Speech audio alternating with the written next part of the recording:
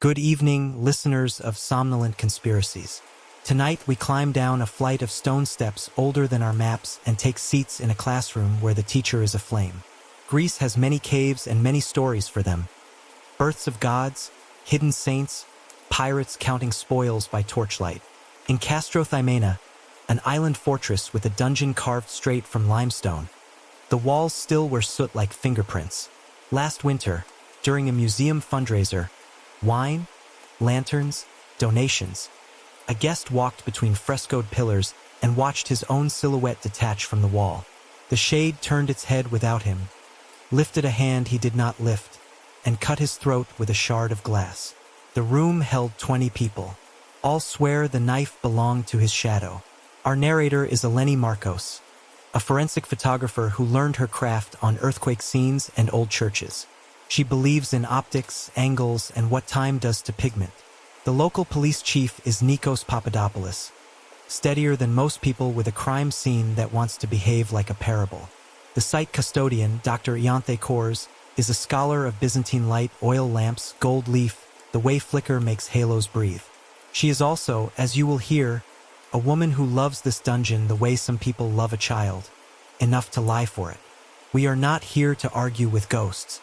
We are here to notice everything ghosts are blamed for. Flicker frequencies that gnaw at depth perception, pigments that drink more light than they should, mirrors trimmed for smuggling sight around corners, and a suit black enough to erase a body against stone. If a shadow can step forward, it is because someone taught it how. Breathe shallow, the air is chalk and salt. Keep a hand on the rail. The lesson begins. Part 1, a shadow that cuts. The limestone stairs were the color of old teeth. They gave back a little dust with every footfall as the guests descended, laughing softly to hear their voices turn cavernous. The museum fundraiser called it the Procession of Lamps. Oil lights hung from iron hooks along the corridor, little wobbling suns with smoke that wrote thin lines on the ceiling. The place smelled of hot metal, olives, and a faint salt that told of the sea beyond the fortress walls. A guide in a neat blazer lifted a long brass lighter and touched each wick like a priest.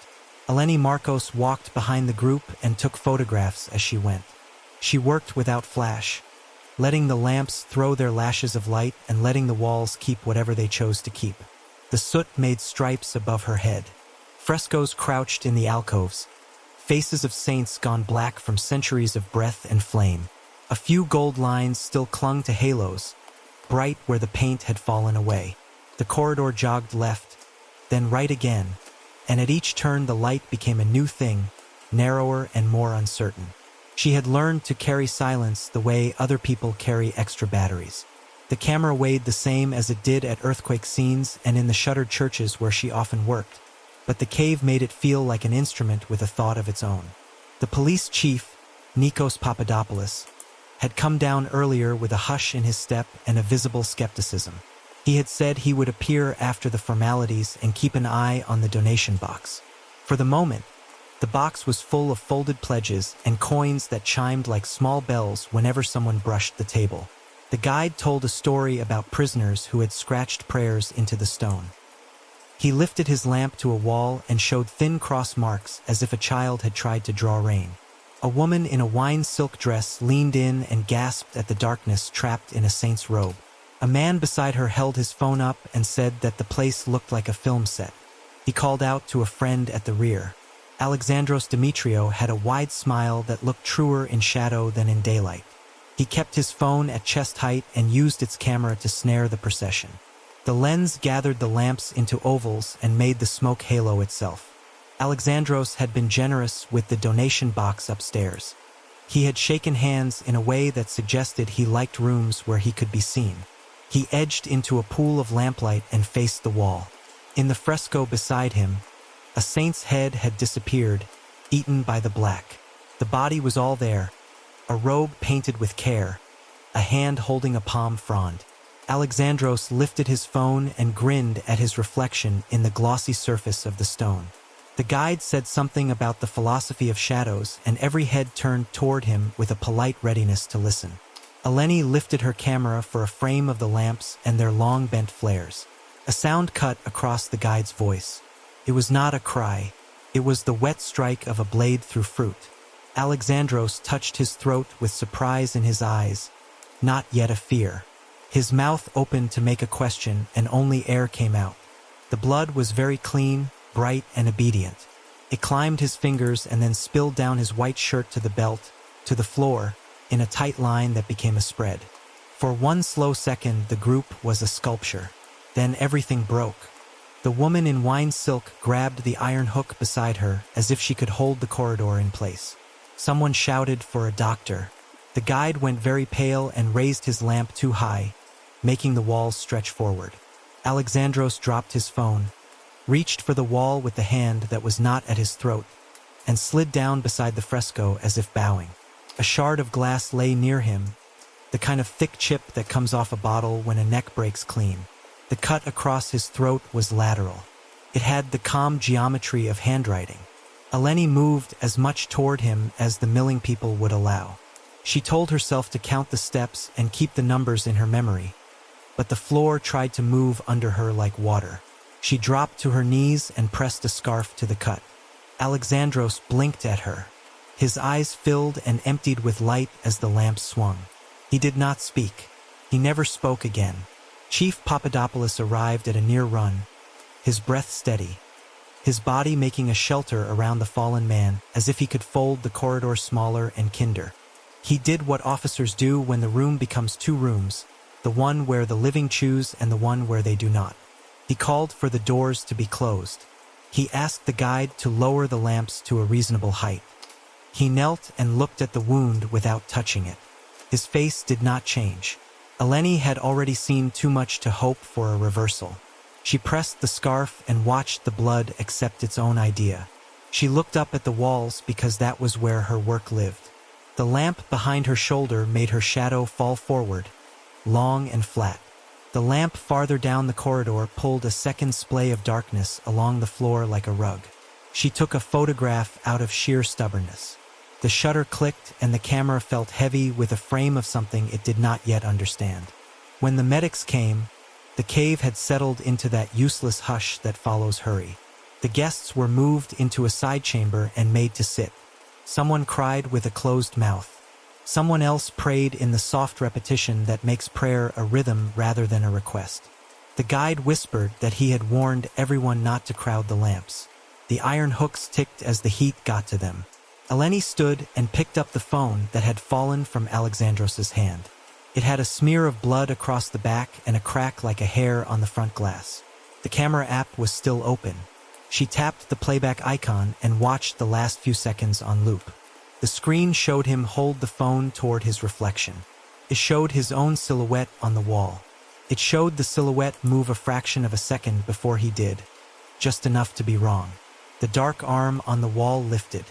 The dark hand glinted with a short blade and made a straight line across the soft place below the jaw. In the same moment, his real hand lagged behind, empty and rising too late.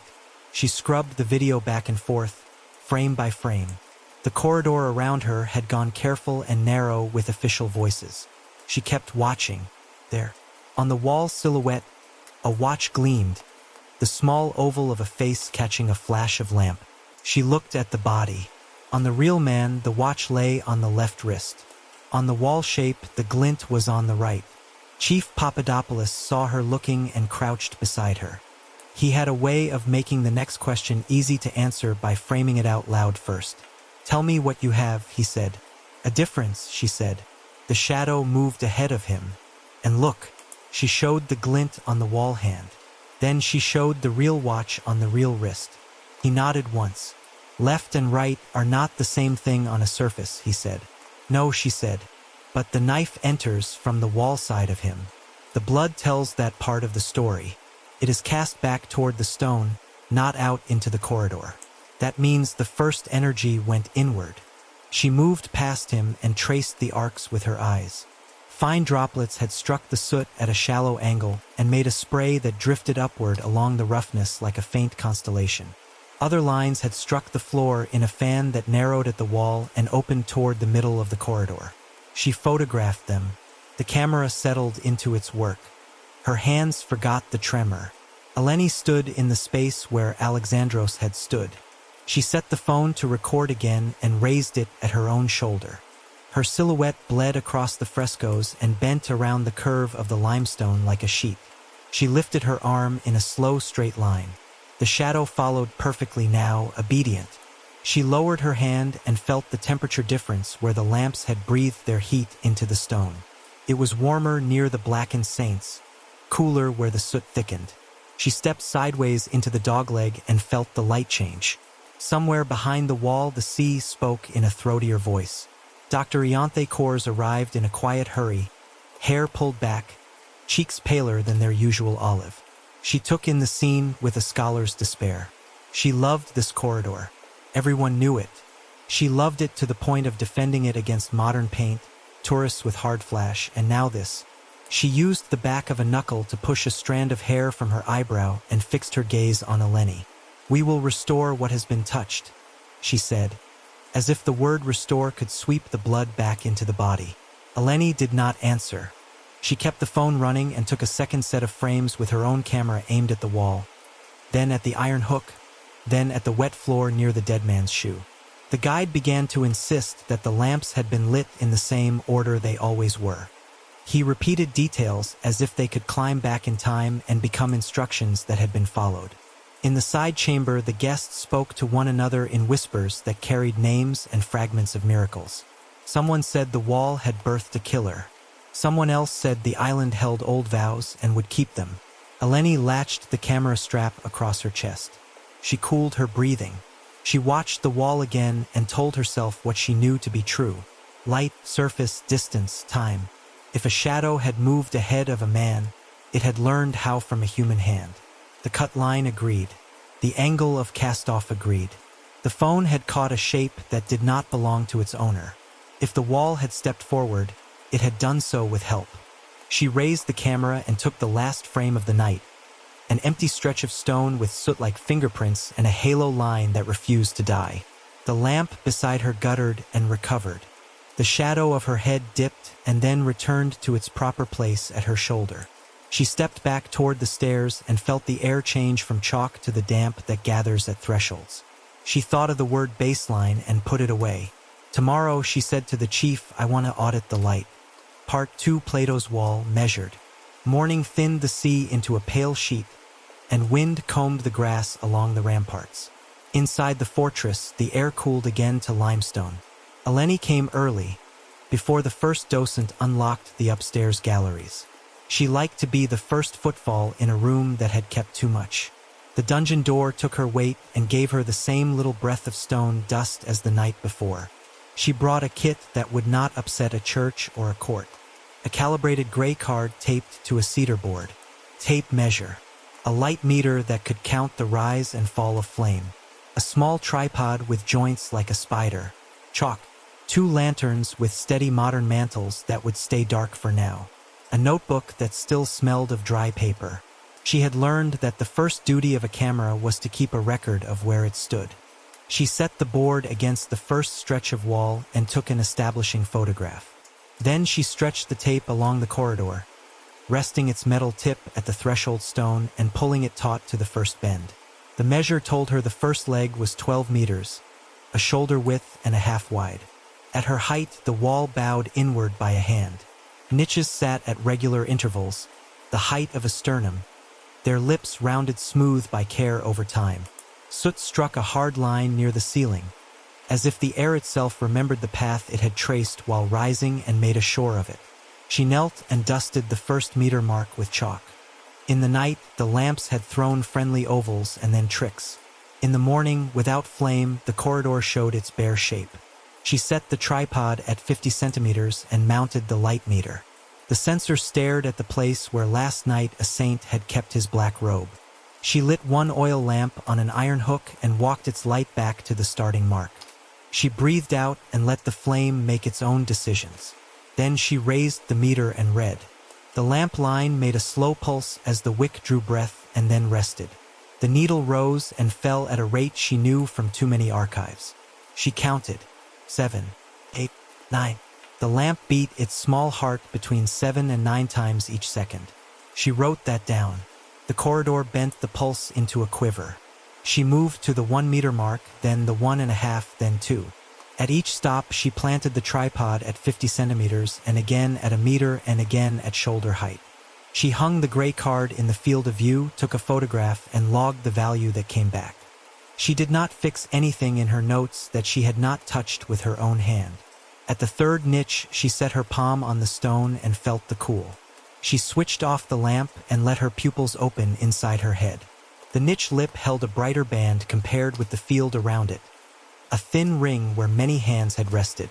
Above the lip, a small crescent of soot had built up, the shape of a quiet wave. She crouched to eye level and saw, just inside the curve, a faint smear where dust had been brushed aside in a straight line. She did not touch it yet. She drew a little rectangle around it in her notebook and wrote later beside it. Dr. Ianthe Kors arrived with a ring of keys and a face pulled tight. She stood behind Eleni and tried to turn this morning into scholarship the way she turned everything else in this place. "We were clear on the permissions," she said. "You will keep the interventions reversible. Everything I do can be undone with a damp cloth," Eleni said without looking up. "I am measuring light and air. They prefer to keep to themselves, but they talk if you ask them the same way each time." Kors glanced at the iron hooks. She brought herself to say, with effort, that the lamps would remain unlit except for tests. She had drafted that rule herself after the night's disaster. The rule sounded like a refuge to her. She took a folded sheet of paper from her bag and pressed it flat against the wall with the side of her fist. "This is the corridor plan," she said. "We have the positions of the hooks and the niches from the surveyors. You will note the ceiling soot stratification line. I suppose you are going to tell me something that will make this place look less like the past." "I am going to tell you what the past and present did together," Eleni said. She moved to the 5-meter mark and stood where Alexandros had stood. The floor showed the memory of saltwater traffic.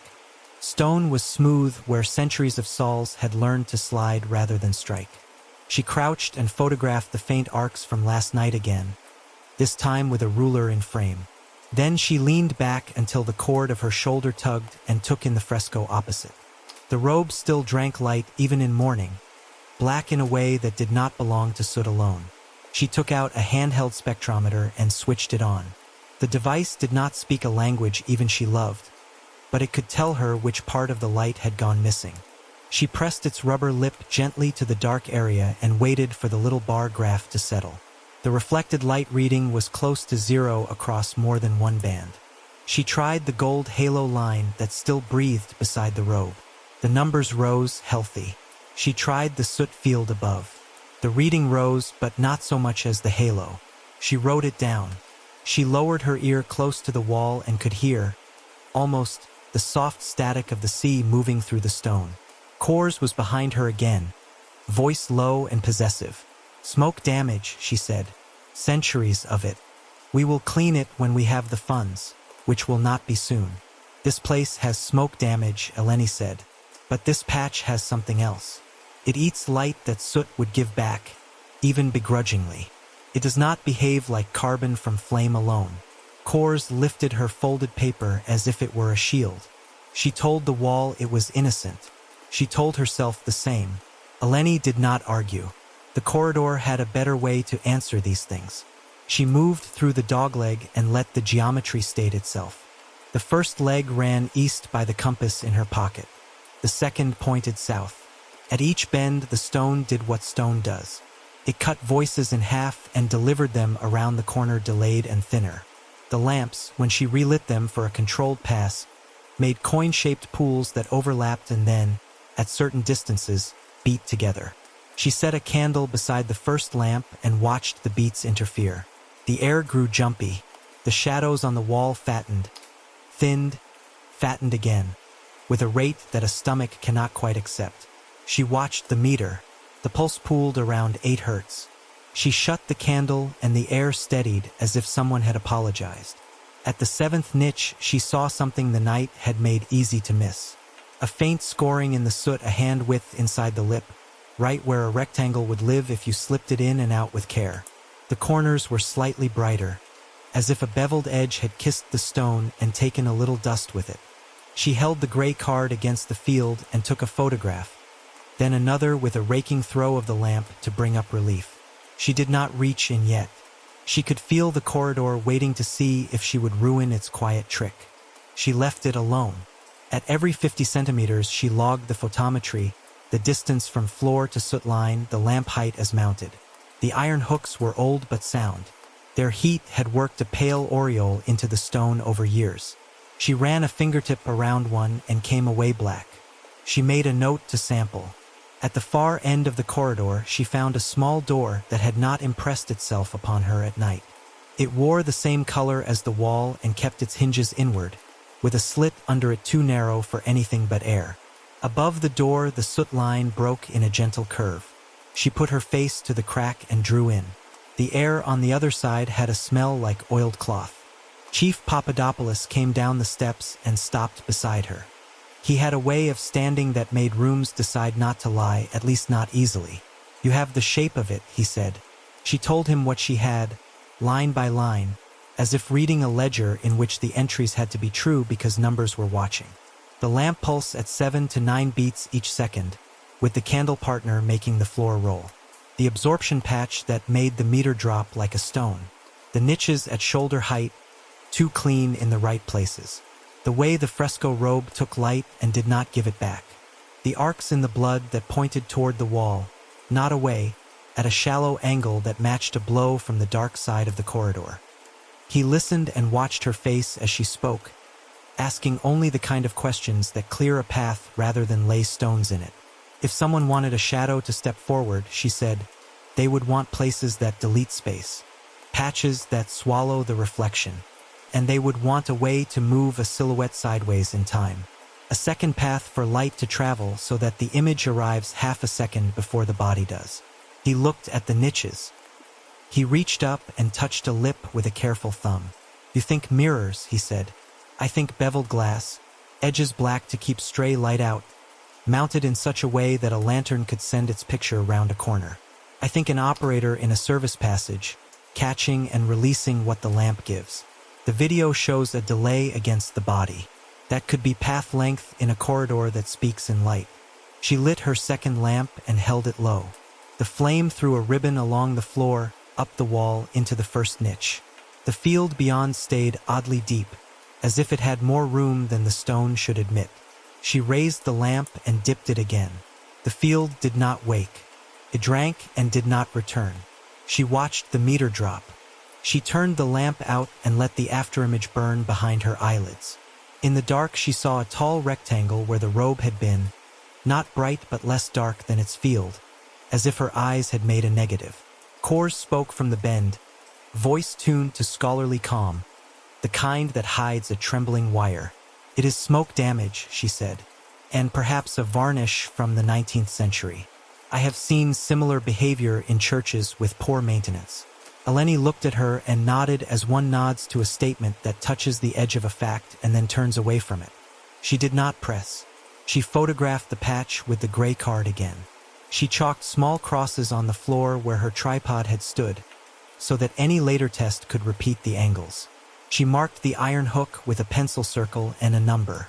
She set a small sticker near the niche lip, so small that only someone hunting for it would see it, and wrote that number in her notebook. When she was done with the measures, she sat on the first stair and let the corridor return to itself. The lamps were out. The air went cool again. The sea barreled soft under the island. She could name enough of the trick to take the romance out of it for anybody who needed comfort. But comfort was not the work.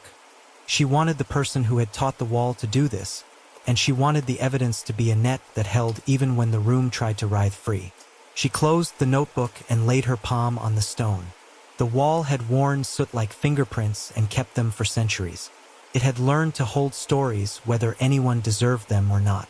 Could not write, but it could be written upon. In a place like this, truth was not a gathering. It was a narrowing. She stood, set her gear in order, and said what she would do next, as if saying it could make the path lie quiet. "I will look for material that acts like a hole," she said.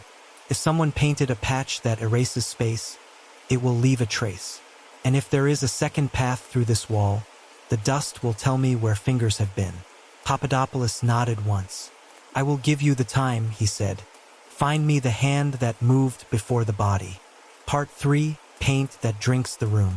The permit came through at noon with the kind of official stamp that makes people quieter. The document allowed Eleni to take 3 microsamples from the fresco margin and 2 from the soot at the ceiling line. Dr. Ianthe Kors signed as custodian with a steady hand and the smallest tightening of the mouth. She reminded everyone in the room that the samples would be no larger than lentils and that any scar would be restored under her direction. Eleni thanked her without ceremony. She carried respect for old things the way other people carried luck, but she did not let reverence become a blindfold. She chose the margins where damage already troubled the paint. At the robe's edge, a black field dissolved into scratches and small islands. She set a ring of low-tack tape to define the area, then used a scalpel as if she were teasing a splinter from sleep. The flake came away on its own time, exposing dull stone beneath. She dropped it into a glass vial and sealed it with a label. 2 more at the robe. 1 from the soot above the iron hook. 1 from the soot line at the bend. 5 tiny vials in a row that looked like nothing at all. The museum's conservation lab was small and careful. A bench by the window, a stereo microscope with a halo of adjustable light, a cabinet that smelled faintly of old paper and ethanol. Eleni had worked in basements with less charm and more mice. Here, a kettle steamed on a trivet and someone had left a plate of sesame biscuits with a note that said, "Please share." She did not touch the biscuits. She eased the first flake onto a slide and nudged it under the lens. The microscope turned the fragment into a landscape. The top surface was black with a slight sheen, like dried river mud. The cross-section showed more. A pale layer sat under the black, then a line of ancient pigment beneath that, then stone. The pale layer held tiny crystals that flashed when she feathered the lamp to a raking angle. The black had a depth that ate the highlights until she turned the light just so. She took photographs through the eyepiece with a small adapter. Her notebook began to fill with drawings that did not need to be pretty, only true. The second flake from the robe told the same story. Pale layer, black layer, a boundary that was too clean to be medieval. She carried the slide to a small spectrograph the museum used for routine identifications. It was not the most powerful instrument, but it would speak in enough syllables to get her started. She made a rubbing of the flake on a bit of acid-free paper and held the sample to the instrument's eye. The readout showed a presence of barium and sulfur, the signature of barium sulfate. She wrote that down and did not pretend it could have come from lamp soot.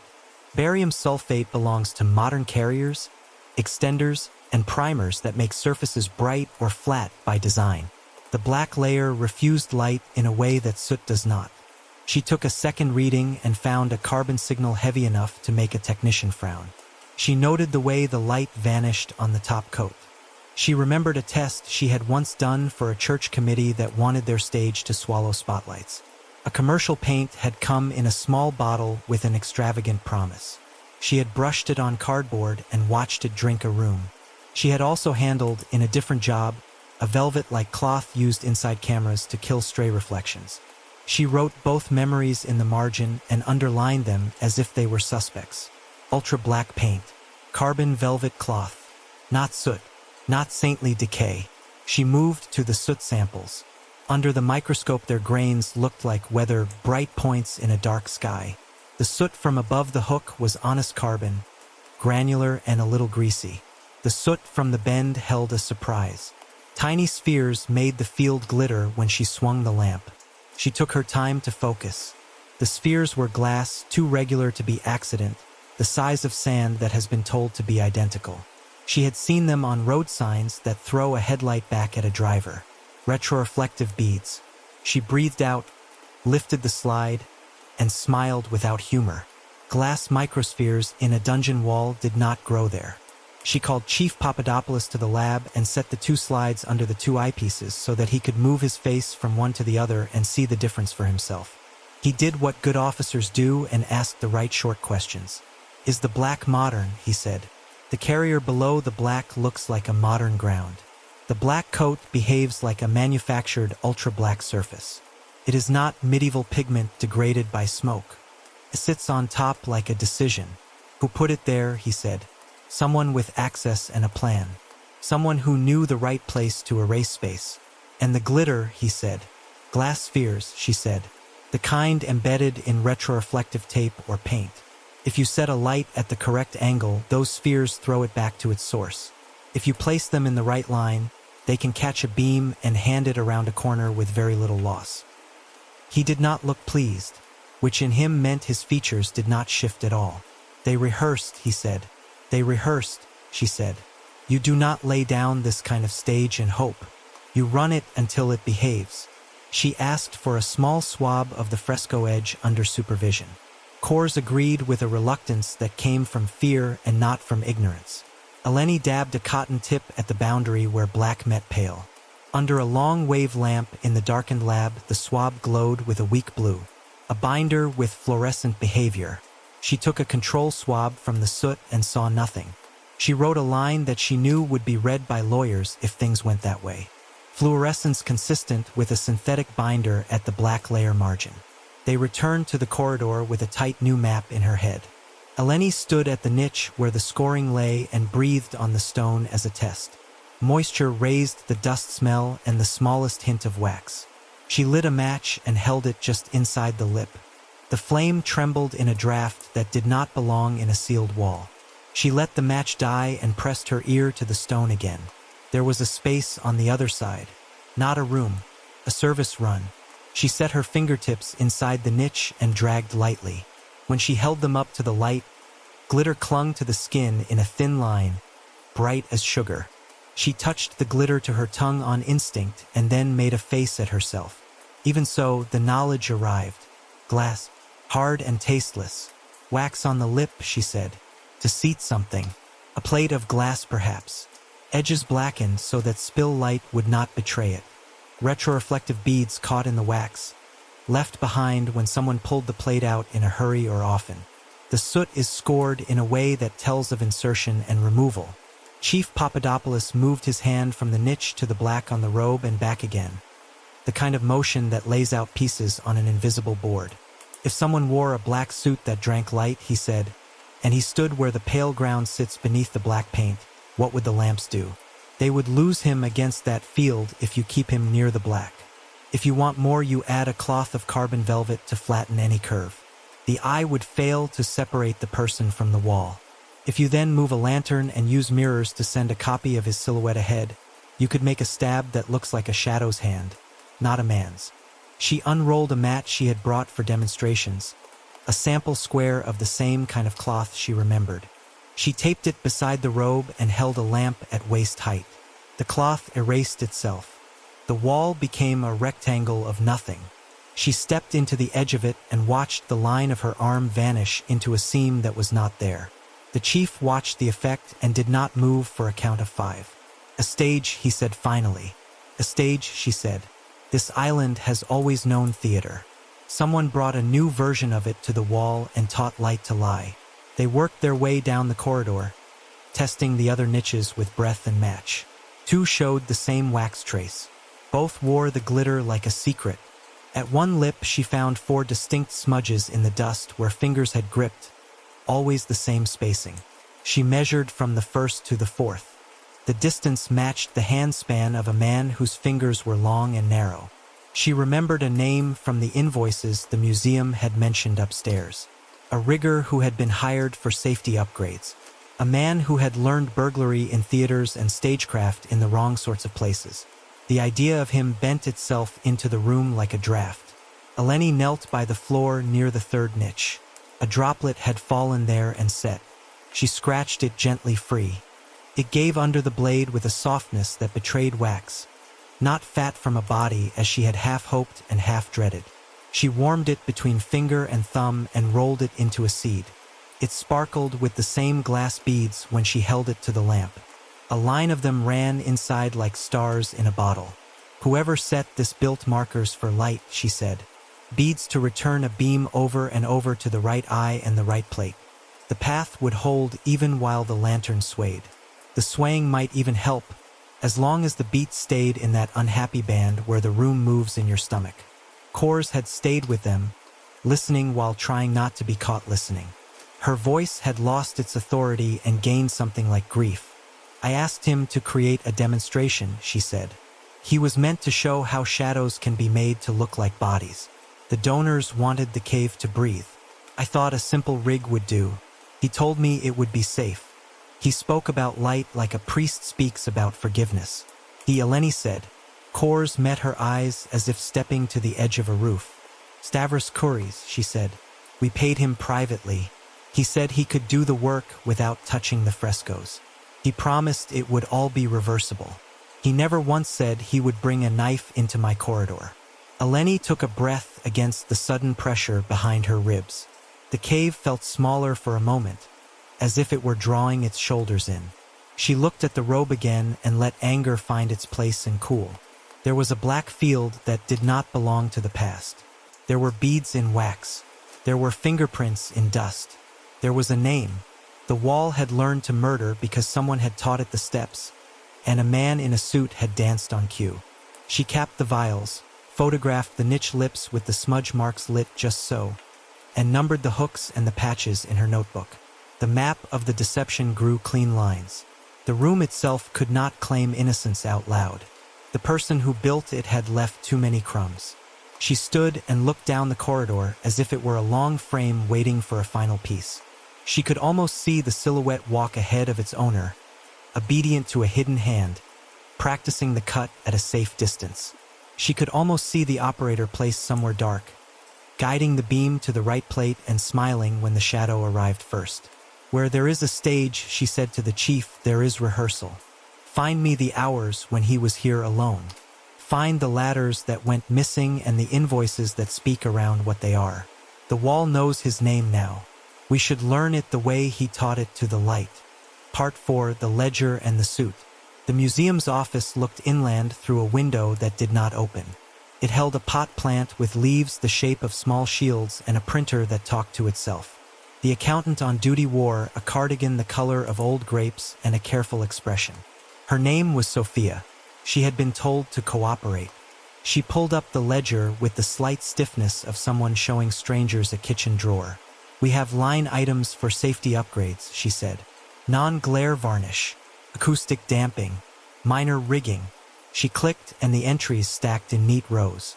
The totals were too small to throw flags on their own. A few hundred here, 1,000 there, an even number that felt like a guess rather than a bill. Eleni leaned in as if the page had a smell she could name.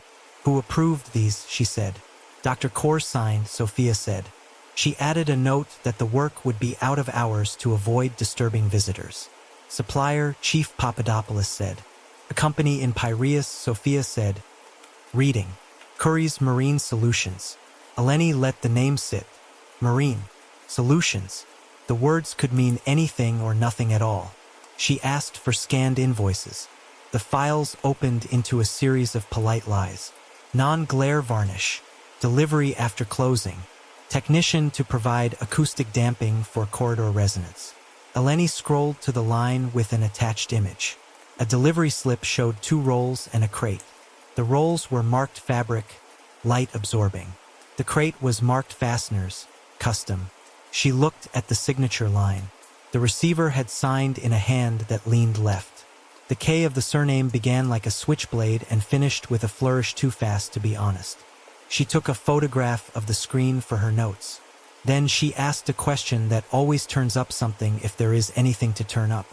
Who took delivery on the day the alarm log shows a late door? She said.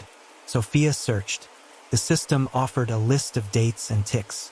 One date wore a yellow highlight that said override. The override had been entered after midnight. Stavros Kouris, Sophia said. He signed out a contractor badge for 2 nights in a row. He returned it with a smudge on the plastic. I wiped it with alcohol myself because it made my fingers black. He keeps his hands dirty when he wants a place to look at him the way he chooses. Eleni said. Where do contractors load in? The loading bay sat at the back of the museum under a short overhang. The air there smelled of wet rope, oil, and the slow rot that stone accepts when it drinks the sea's breath for too many years. A security guard stood by a console that showed feeds from 4 cameras. He did not look happy to see them, but he did not look surprised. We lost a camera for 40 minutes on the night of the fundraiser, he said before anyone asked. The feed recorded a stable frame and then froze as if it had taken a photograph and decided to go to sleep. "Show me the freezer," Papadopoulos said. The guard scrubbed through the recording. People moved like earnest ants, stacking chairs, rolling carts, slapping tape on boxes. Then the picture held. In the frozen frame, a line of ducting made a silver curve above a door with a keypad. A shadow that looked like nothing sat in the bottom left corner, just a darker idea of a corner.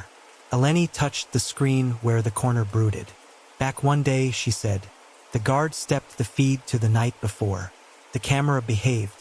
At 2 in the morning, a man in a hooded sweatshirt pushed a long bundle on a dolly. He moved with the confidence of someone who has walked the same route more than once. He parked the dolly by the keypad door and tapped in a code with his elbow as if he did not care to leave fingerprints. The door opened a hand and then a shoulder and then let him swallow his load whole. "Freeze there," Papadopoulos said. They watched the frame bloom with blocky pixels. The man's shoes had soles dusted pale, as if he had learned to walk in a quarry. His hood shadowed his face. On his right wrist a band flashed, more matte than shine. Not jewelry, a wrap for the tendon. He was right-handed or wanted to seem so. "Locker access logs," Eleni said, "and keys." They followed the guard through a hall that smelled of old paint. The lockers lived in a split-level room beside the elevator that cargo liked. They were anonymous rectangles with a sense of privacy. The manager on duty used a master key and a paper list. He found one door that had been signed out on the same nights as the override. When he swung it open, a hush settled down that did not belong to air. Inside hung a suit the color of a swallowed room. The fabric drank the strip light. The hood had a seam that followed the skull and a short brim that would shade the brow without throwing a line. The front carried a system of flat pockets. The thighs wore the same. The knife sheath lay sewn to the right ribs under the pit, low, where an arm could draw without a shoulder telling on it. The soles of the boots below had holding patterns of pale dust. The cuffs showed a ridge of wax that had picked up grit. The suit felt like a refusal to be seen. It was ugly because it wanted utility over shape. It was beautiful in the way a tool is when it has been used for its exact job too many times. Eleni did not touch it until she had photographed it from every side. She stepped back and took a frame with a ruler standing in the corner of the locker so that scale would not be a guess. Then she gloved and lifted the sleeve. The fabric surface was not smooth. It had the nap of a velvet made of tiny black wires. She thought of the flake under the microscope and kept her face even. "Bag the sheath first," she said. They eased the suit out onto brown paper and nudged the flat sheath with a wooden stick. A film of dried something flaked from the edge and fell like pepper. Eleni set a piece of tape to lift the particles. Under the light, they were brown with a hint of burgundy. She did not say the word here. She let the bag wait for the lab. "Check the pockets," Papadopoulos said. They opened a chest pocket and found a roll of wax paper with a curve beaten into it as if it had lived against a plate. The paper glittered with the same tiny stars she had licked without thinking in the corridor. The next pocket held a coil of cable as thin as catgut. The next, a grease pencil worn to a stub. The right thigh held a soft pouch with a fold of cloth inside it. Eleni shook it gently onto the paper. The square lay there like a collapsed knight. She lifted a corner with tweezers and watched the room die under it. "Carbon velvet," she said. "The same class of cloth used to kill reflections in camera bellies and telescopes. It will drink whatever you offer it." She held it up and the edge erased itself against the suit. She laid it back down and pulled the zipper that ran from sternum to navel. Inside the suit lining, a strip of tape held a spare blade. The blade had a dull dried film along its back that was not oil. She bagged it. In the back of the locker, behind the boots, lay a canvas bag with a label that said KMS in stencil. Inside the bag, a roll of black cloth tape, a small jar of pigment paste that smelled faintly of solvent, a brush with trimmed bristles, and a folded printout. The printout showed the dungeon plan. It carried violet annotations that matched the ink color on the floor plan cores had carried yesterday. Little notes in the margin said things like "mirror here" and "dead patch here" and "plate goes in at 45. A line ran from the crawl space over the donation box to the first niche. The arrows had a human impatience to them. A loop beside the dogleg red practice path. The paper had been folded and refolded at the same points until the fibers started to give. Eleni lifted the pigment jar to the light. A smear had dried inside the lid. She touched the smear with a glass rod and watched it refuse to shine. Even in this room where light had nowhere to go but outward. He made his own black worse, she said. He tuned the cloth and the paint to the corridor until they were not two tricks but one. A call from the lab came through before evening. The particles from the sheath and the blade tested as human blood of the right type. The trace taken from the jacket cuff held a mix that matched the floor near the fresco. A fiber snagged on the sheath stitching matched the modern topcoat on the fresco flake in structure and behavior. It was not proof by poetry. It was proof by edges that fit. They sat for a moment with the evidence spread on paper like a map of a small city. He sewed the sheath flat so that he could draw without showing a bulge, Papadopoulos said. He stood in the dead patch to lose his outline. He used mirrors to put his hand on the wall a half-second ahead. He had rehearsed the delay until his body could feel it like music, Eleni said. The knife would travel along the copy first. When he stepped into the live corridor, the motion had already happened in the picture. To eyes captured by the mirror path, the cut belonged to the shadow, not to him. Papadopoulos looked down at the plan with its impatient arrows and then at the suit with its refusal to return light. He looked at the pigment jar and the velvet and the tape. He did not swear, though the room would have forgiven him. "We will pick him up," he said. "He will say he was paid to make a show. He will say he never meant to do more than scare donors into opening their wallets. He will try to give the knife to the wall." Eleni folded the carbon velvet and placed it back in the pouch as if returning a dangerous animal to a dark box. "Then we will show the court how he taught the wall to move," she said. "We will show the watch on the wrong hand in the copy and the right hand in the body. We will show the glass in the wax and the wax on the suit. We will show the blood on the blade and the cuff. We will show the map that carries Dr. Korz's pen and his arrows. We will show his right-handed cut sewn into his jacket." She caught her own face in the steel of the locker. It came back to her as a soft oval with worry where the eyes tried to be more than instruments. The dungeon had been a theater for too long and had enjoyed it. Now the room would have to learn to be a room again. Papadopoulos sealed the evidence bags and wrote his name on the tape with the same even hand he had kept when he knelt beside a dying man. He closed the locker with a short, final turn. The click sounded like a period. "Why the theater?" he said as they left. "Why not a simpler way?" Eleni thought of the donors with their soft shoes and the guide with his lamp held too high. She thought of the cave that wanted to be loved for something it could not help, and of a scholar who had confused love with spectacle. "Because some people believe that fear is a better salesman than history," she said. "And because he wanted to see if he could move a body by moving its picture." Wind rose off the water and ran along the loading bay like a hand. Somewhere above them, a banner knocked its pole in a slow, patient rhythm. They walked back through the corridor in their minds, past the iron hooks and the chalk crosses and the smudge marks where fingers had pressed. The suit lay behind them in a bag, heavy as a confession. Ahead, a man waited who had taught the wall to step forward. They would find him where the crawl space met the air, where his breath had made oiled rags stick to hinges. They would bring the theater down to earth and make it show its nails. Part 5, Mirrors that Lie Sideways. They went back to the corridor with the sense that the room was no longer only a witness. It had taken lessons. It had learned to recite.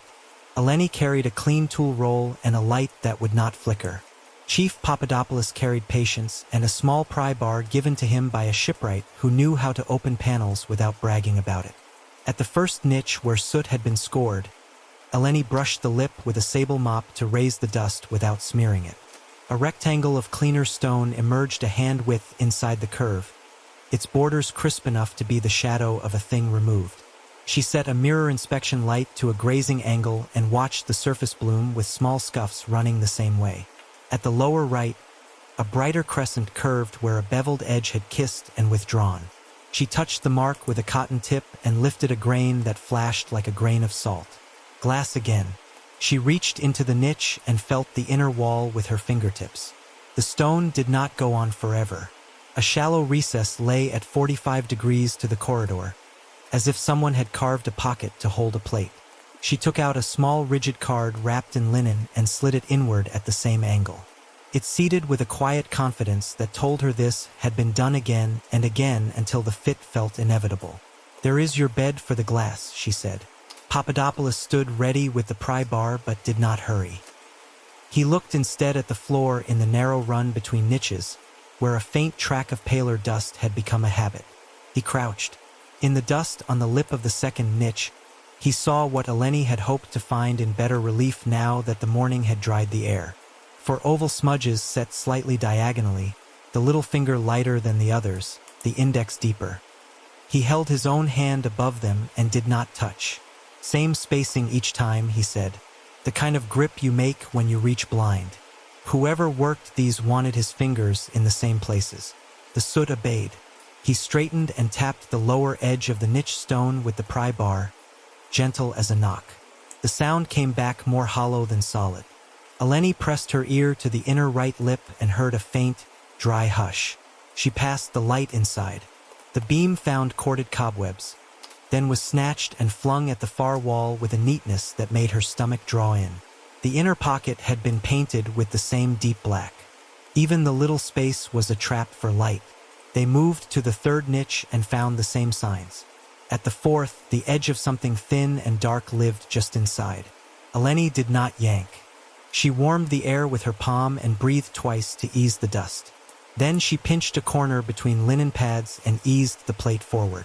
Glass came out into the lamp, its top edge beveled to a delicate knife, its sides blacked with a paint that had bitten into the surface. The face held a dim ghost of her own lamp, blurred and drawn to a rope of light. The backside was cleaner. Around the edge, the blacking had a stringy texture where a brush had been dragged without mercy. She set the plate upright in a padded crate and photographed both faces. Behind the plate, the pocket turned to a narrow duct that ran at a right angle into the wall. It did not run far. A handspan, 2 handspans, and then air moved across the skin like a cooled breath. Eleni held the lamp at the mouth and watched the beam crawl into the stone and emerge weakly from a slot farther down the corridor. A low slit the height of a finger breadth that lived near the floor where the wall's roughness kept it invisible unless you watched the light move. "The duct carries to that slit," she said. "If you catch a lantern beam here, angle it off the bevel and let it run, it will pour out there with its shape preserved just enough to make a silhouette. Every niche is a bend in a periscope." Papadopoulos went to the slit and laid a sheet of white card against the wall. A smear of the lamp grew across it, not sharp but not formless either. When he lifted the card away, the cave took its picture back. Eleni set one of her steady lanterns on a short stand at hip height. She fixed it to a clamp on the iron hook where a lamp would naturally live. She leaned her shoulder to the frame and became a simple shape. She swung the lantern slowly in an arc no wider than a stride. The light caught the bevel in the niche and passed itself on. A second patch of brightness walked down the corridor and around the dogleg as if held by a leash. She raised her free hand. The copy raised a hand and then, with the distance and the angle and the time it took for the beam to travel, raised it again not quite with her. She set her camera to record and stepped into the field where the victim had stood. Papadopoulos took her phone and set his watch face to active. They ran the sweep again 3 times while she spoke the seconds into the room with a calm that did her credit. The delay sat stubbornly at half a second between her body and the copy. She checked the video, rolling it with her thumb. The audio count lined up with the frames. The mirror path took the light that half-second extra to perform its trick. The number was good enough to hang a life on. "Phase shift at half a second," she said. "That matches the phone footage when Alexandros turned his head. The shadow reached his throat before he did. This is not a superstition. It is path length and handling." She placed the glass plate back into the niche with care and slid it home until the bevel touched paint. She did not want the corridor to lose what it had confessed. At the next niche, she found a plate with a chipped corner. The chip had taken the blacking with it, leaving clear glass that would have flashed a telltale glimpse to a sharp eye. She photographed the chip and the accidental honesty it had forced on the room. In 2 niches, the plates were gone. but the wax remained in a thin rim where edges had sat.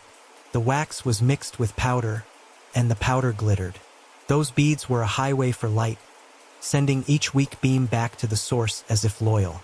With the right aim, the lantern's own eye would see itself and brighten, and the picture would grow stubborn in the air. They ran one more test for their own certainty. Eleni stood at the bend, hidden from the first leg. Papadopoulos took the lantern to the start and made a gentle sweep.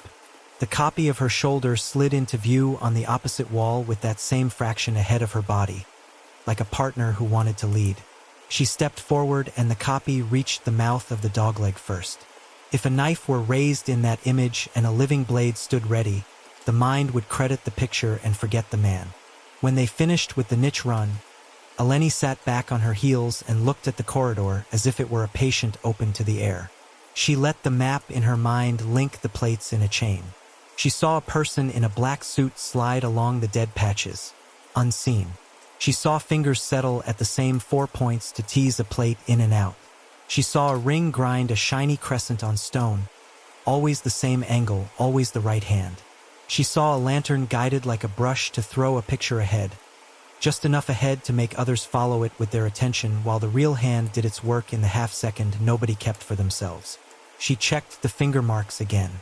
The rightmost oval had a lighter center where a ring would not leave pressure. The stone had taken a circle of brightness and a curl of soot around it like a halo. She lifted a tape to capture the residue and laid it down on a panel. Right hand, she said. The ring leaves the same gap each time. The operator worked these with his right fingers. That agrees with the sheath sewn to the right ribs. They brought in a low snake camera and fed it through the duct behind the largest niche. The picture showed a crawl space no wider than a man's chest, running parallel to the corridor. Rags hung from 2 hinges where a slit door had scraped and been oiled. Chalk marks followed the wall at shoulder level, little numbers counting positions. Someone had staged the dark the way sailors stage a deck, with marks only they would read. Eleni took a still. In the backwash of the tiny lamp, a scuff on one beam showed the same pale handprint she had seen on the locker boots. Magnesium carbonate chalk, a climber's aid, crushed to dust by a habit. He stood here, she said quietly. He set the plate. He watched the copy of his own lantern go ahead. He waited for the voice at the guide's shoulder to rise and fall. He counted the beats of the flame like a metronome. Then he stepped through the slit and into the dead patch. The picture raised its knife 1 heartbeat before he did. By the time the living blade found the throat, every eye in the corridor was already believing another version of the act. They pulled the snake camera back and coiled it on the floor. The corridor went still, as if it disliked being seen like this, with its throat open. Eleni closed the crate over the glass plate they had removed and sealed the lid. She kept it for evidence. The other plates they left in place. They would be taken under warrant and number later. Papadopoulos called for 2 officers to sit the corridor while the paperwork caught up with what their eyes already knew. He gave orders without raising his voice. The guards upstairs would log anyone who asked a question about the crawl spaces. The loading bay would be watched without being watched. He hung up and looked at the wall as if asking it to stop telling stories for 1 hour. "We have the trick," he said. "We are missing only where he rests his feet between performances." Eleni turned to the slit door near the donation box where the soot line broke in a gentle curve. She knelt and pressed her fingers along the jamb. Grease lived there, sweet and tired from olive oil rags. She put her shoulder to the stone as if trying its mood, then felt the thrum of a hinge embedded in the wall like a fish bone. She stood and stepped back until the angle made sense. A seam became a seam instead of a vein. "Here," she said. "He lives behind this. There will be a passage that lets him lie along the corridor like a shadow waiting for a question. We will find his small lair where the air tastes stale and the floor tastes of chalk. And if he is not there now, the traces of his patience will be." She set her palm flat and felt the cool seep through. The sea spoke low. The corridor had spent years learning to carry other people's voices. Today it had carried hers where it needed to go. Part 6, the crawl and the carbon. They worked the seam with patience, not force. The shipwright's pry bar made a thin music as it found purchase under stone meant to look seamless. When the slab moved, it moved the way a heavy book moves, slow and inevitable once it decides to go. Cool air slid out carrying the shy smell of oil and old cloth. Eleni lifted her lamp and peered into the service run. The space was the width of a chest and a half, just enough for a man to lie along the wall and breathe shallow. The floorboards were narrow and dry, nailed to struts sunk into the limestone. Someone had darkened the boards with a stain that drank light. The stain had been touched again and again by hands that left cleaner ovals where they always reached. She stepped in sideways and felt the wood give a respectful whisper. Rags hung from the two inner hinges, knotted and soaked with olive oil. The rags clung to the metal like bandages. She pinched one between finger and thumb and watched a slow drop find the floor and make a dull spot on the blackened grain. The hinge itself was old but eager. With the rags in place, the slit door would open in a breath and close in a thought and never tell on itself. Chalk marks ran at shoulder height down the right wall. Small numbers boxed in, arrows curved, a row of dots where steps should pause. Near one bend someone had drawn a simple hook and written hold. Farther on a crosshair sat where a man would put his right boot to set the cut. The chalk had been smeared by a body passing close and then refreshed by the same hand. Eleni photographed each mark with the lamp raked low so the chalk threw a small shadow and kept its shape. A rolled mat lay against a beam where a hand would find it without looking. Eleni unstrapped the tape and let the roll breathe. Carbon velvet fell open into a soft rectangle that seemed to drop a hush into the crawl. The edges were hemmed with a thread that swallowed shine. She measured the long side with her tape and wrote the number. She measured the width across her forearms and wrote that. The size would lay across a man from crown to thigh if he knelt. The creases remembered a fold at the shoulder and another at the waist. She held a corner up and let it edge itself into the air. The crawl dimmed like a cloud passing a sun.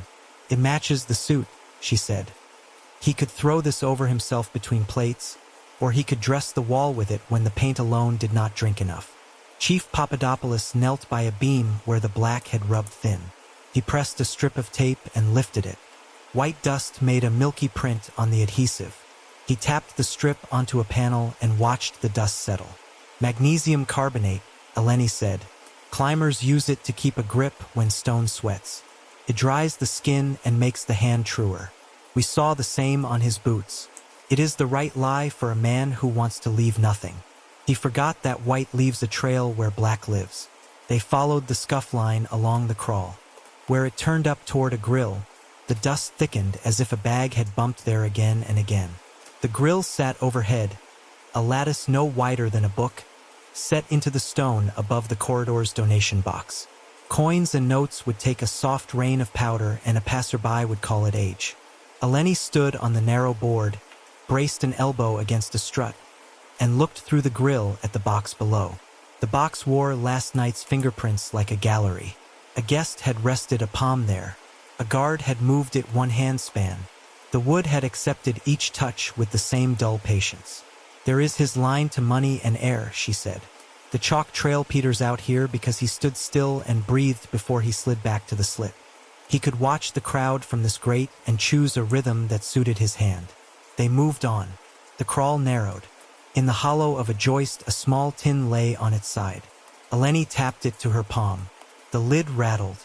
Inside sat a curl of wax like a spent wick, seated with glass beads that had fused into each other where heat had kissed them. She shook one into her palm and let it roll. It found a groove in her skin and sat there, bright and patient. She bagged it. At the largest niche they slid the snake camera in again, this time from the crawl side. The screen gave them the back of the pocket, painted black, the lip of the bevel, and a rim where wax had built into a low meniscus. Eleni eased her hand past the camera and touched the rim with a gloved finger. The wax gave like a soft fruit. When she withdrew her hand, a fine film stretched for a moment from finger to stone and broke. The film carried a sparkle like frost. She took a second swab. Halfway down the run, a plank had been cut and hinged to make a shelf. On the shelf, wrapped in wax paper, lay a rectangle of glass with its edges blacked and a corner chipped. Beside it, a narrow pouch held a short blade in a canvas sleeve. The canvas had been touched by hands stained with black. A print left in the pattern of a life lived in this corridor. Eleni bagged both. At the final bend, a door like the first slit waited. This one shouldered against a beam with a wedge of cedar driven in to keep it from rattling. Eleni pulled the wedge free. The wood smelled of sap and salt. She touched the door and felt it push back with the memory of a man bracing his foot here. The floor showed it in paler arcs, half-moons where weight had lived. "We will need a print," she said. Papadopoulos nodded. He opened a flat kit and brushed magnetic powder in a soft cloud over the back of the plate they had set aside earlier. The powder found a partial loop on the beveled edge where a finger had pressed to steady the glass. It found another on the black side where the grip had tightened to pull the plate home. The loops were not full, but one had a small notch where a cut had healed badly. A scar made of absence. Eleni photographed it with a scale and a sidelight. The record shows a healed scar on Kuris's right index, Papadopoulos said. A broken beer bottle when he was younger and worse. He signed with that notch any time he forgot to wear a glove. Eleni kept her voice level. "The wall signs with him now," she said. "The notch is in our copy too." They pushed on to a cross tunnel that gave a new smell to the air. It smelled of the harbor, of hemp and tar and the sweet sour of rope that has had too many good days. The cross tunnel climbed 3 steps and ended at a hatch with a simple bolt on the crawl side. A strip of rag was tied to the bolt to keep it from ringing. Eleni slid it and eased the hatch an inch. A slice of daylight came in thin and blue, the color of sea under a cloud. She looked out. The hatch opened into a shadowed gap behind a stack of event chairs, not 10 paces from the loading bay. He could come and go like a draftsman's pencil in a pocket. They closed the hatch and slid the bolt back under its rag. Back in the crawl, Eleni sat on the board and listened. The fortress took the wind and turned it into a low, wordless note. Her lamp made a small, constant bubble of light. The chalk marks waited without pride. The rags on the hinges clung like quiet servants. She rolled the carbon velvet along its old folds and strapped it as she had found it. She laid it back where his hand would reach. She seated the place with 2 tiny motion sensors no larger than shirt buttons. One sat in the shadow of a strut. One lived on the underside of the hinged shelf. They would not flash or beep. They would remember if someone breathed past them with intent. When they backed out of the slit and settled the stone, the corridor received them the way a church receives latecomers, with a sigh that says it knew they were there all along. Dust motes swung in the steady lantern, as if thankful to have a single beat to live by. Eleni wiped her hands and watched the light take back the edges she had stolen with the crawl. "He is cornered," Papadopoulos said. "He will know it when the room refuses him one small convenience, and then another. He will come for his tools because men like him do not leave their hands behind if they can help it." Eleni looked down the long wall where the robe drank light and the saints tried to hold their gold. The mechanism had shape, and the man had a trail that did not know how to hide itself. The cave had given up its tricks piece by piece until only a question stood where a motive should be. Who hired him was a line with a name already written in pencil, but pencil can smudge. Why the theater had been answered in part by vanity and need. Yet something colder moved under it, a hunger not sated by money. She felt it in the way the chalk marks repeated with care, in the rags renewed before they had to be, in the small restraint that kept a door from ringing in a room full of bells. "We have his crawl and his cloth and his scar," she said. "We have his beads in our wax, and our dust on his soles. We have a grate that looks down on a box full of coin. We have a path from sea air to slit door that has learned his breath. The next step is simple. Find him standing where he expects the wall to do what he taught it to do." She said it quietly because the corridor had a way of turning statements into oaths. The oil lamp on the nearest hook held its shape. The air felt honest. The chalk on her fingertips squeaked when she pressed them together and fell like soft rain to the floor. Part 7, The Scholar's Lie. The afternoon made the island white and hard. Heat lifted from the stone like a held breath. Inside the fortress, the dungeon kept its own season. The air returned to cool and the walls resumed their habit of listening. Eleni set her bag on a table in the small office beside the conservation lab. She lined the evidence folders like pages of a sermon. Dr. Ianthe Kors came in with her keys clutched in one hand and a file pressed to her chest like a shield. Chief Papadopoulos stood by the window that did not open. He did not raise his voice and did not sit. He let the quiet arrange the chairs for him. Kors put her file down and placed both palms on it, as if she could iron the past flat by pressure alone. Eleni opened the first folder. Inside lay photographs of the niche lips with their 4-finger smudges. The tape lifts with glittering beads. The glass plate with its blacked edges and chipped corner. The suit pulled from the locker, matte and hungry. The blade in its sleeve. The plan with violet annotations. Eleni spoke as if she were reading a lab book aloud. We have a series of payments for what the ledger calls safety upgrades. We have a supplier with a name that hides the hand. We have after-hours deliveries logged to a contractor badge held by Stavros Kouris. We have a suit designed to erase a man against stone. We have glass plates positioned to move a lantern's image sideways in time. We have modern ultra-black pigment on top of medieval work. We have retroreflective beads embedded in wax at the niche lips. We have a locker assigned to the same contractor, containing his tools and a map with notes in violet ink. Kors did not look at the photographs. She looked only at Eleni's face, as if weighing how far truth would go if spoken softly. You believe I invited a murder, she said. I believe you invited theater into a room that does not forgive it, Eleni said. I believe money and praise pressed your hand. I believe you told yourself it would be safe because you loved the idea of light like a teacher loves the idea of a lesson that works every time. Kors straightened as if the word love were the insult. She drew herself up and tried to fit her voice back into the calm that had made her a scholar whose sentences could hold a room. I hired a rigger to create a demonstration, she said. A visual aid. The donors asked for an experience. We are in competition with places that sell the past as if it were a costume. I chose the lesser wrong. He promised no fresco would be touched. He promised that all would be reversible. He spoke about optics, not wounds. Eleni slid the violet-marked plan across the table. The notes marched along the corridor in a hand that belonged to someone impatient with margins. Mirror here. Dead patch here. Plate at 45. The sure line on the dogleg that read practice path. At the bottom of the sheet a date had been scribbled in the same violet and circled twice, the week before the fundraiser. This is your ink, Eleni said. Your pen, your floor plan, your notes that place the plates in the same niches where our fingers found wax and beads. Kors set her hand on the paper. The skin over the knuckles was pale. She was very still. When she spoke, the voice she had built over years to survive committees and arc lights and bad microphones shivered. I mapped positions for shadow play, she said. People have used this corridor for tableaus since the monastery kept its inventory by flame. I wrote mirror because I did not know what else to call it. He used my marks and added his own. He brought the paint in a crate I never asked to see. I believed him because I needed to believe him. It is a poor defense. I can hear it in my mouth. Papadopoulos lifted an envelope and tipped 3 printed emails onto the table. The headers showed a donor list with names familiar to the island, people who gave to be seen giving. One email read, in crisp sponsor English, that last year's event had lacked a sense of immediacy. Another suggested that the cave could do with a breath of drama.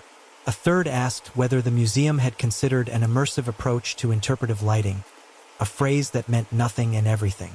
Kors closed her eyes for a count of 2. They asked for thrills, she said. They asked for gooseflesh. They used words that should not be used in a place like this. I told myself that if we could manage the experience, we could manage the danger. I told myself that careful staging was respect. I wanted to save the corridor by making people feel it with their skin. Eleni did not comfort her. Comfort belongs elsewhere.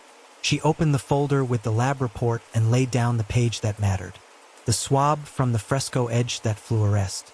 The carbon signature that did not belong to soot. The barium sulfate carrier in the pale layer below the black. The match between a fiber in the suit cuff and the topcoat on the robe. You did not paint the wall, Eleni said. But the wall carries a modern black that someone applied under your watch. The person you hired brought that in. He changed a surface that held centuries. He did not ask a conservator for permission.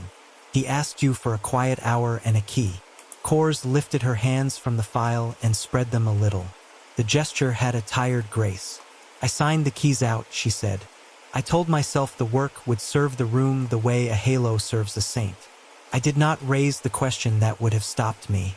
I did not ask what he would do with the knife that sits where his ribs meet breath. I did not ask because I wanted the cave to live on rent paid by fear. Papadopoulos watched her without rescue and without malice. You paid him privately, he said. Yes, Kors said. I kept the line items thin. I called things varnish so that the board would nod. I told Sophia to book after hours because I did not want questions about noise. You knew his record, he said. I knew he was clever with dark, she said. I did not look long enough at the places where cleverness had crossed into crime. I believed a contract could turn a wolf into a guide dog. Eleni turned the glass plate so the chipped edge caught the cool light. She moved it back and forth until the edge kissed the air with a flicker a listener might notice if their fear did not take the lead. The night of the fundraiser, Eleni said, the camera in the loading bay froze for 40 minutes. Your guard did not think to call it a fault because the still looked like a live frame. Someone who understands light and lenses did that. During those 40 minutes, a dolly carrying long bundles moved through your service door. The man kept his right wrist wrapped. His shoes were chalked. He knew the keypad by elbow. The only person who could move like that without drawing a question was someone you hired and armed with access. Kors took a breath that scraped on the way out. I will not lie to you, she said. I told him to show the donors how Plato's wall could come alive. I asked him to set mirrors if he must. I said I wanted no permanent changes. I said no flame near the frescoes. He said yes to all of it. He said he could do it with breath, not fire. He said he had a way to keep pictures straight. He spoke with certainty and I did not match it with doubt. Eleni leaned in, not to make her small, but to make her exact. Did you specify that the demonstration would occur during a live procession of lamps? She said. Yes, Kors said. The title sells. People like to carry small suns. They like to feel old heat. Did you approve his practice nights? Eleni said. I gave him 2, Kors said. I stayed upstairs and told myself that checks on a clipboard were the same as checks in person. Did you notice pigment missing from the jar he left in your locker? Eleni said.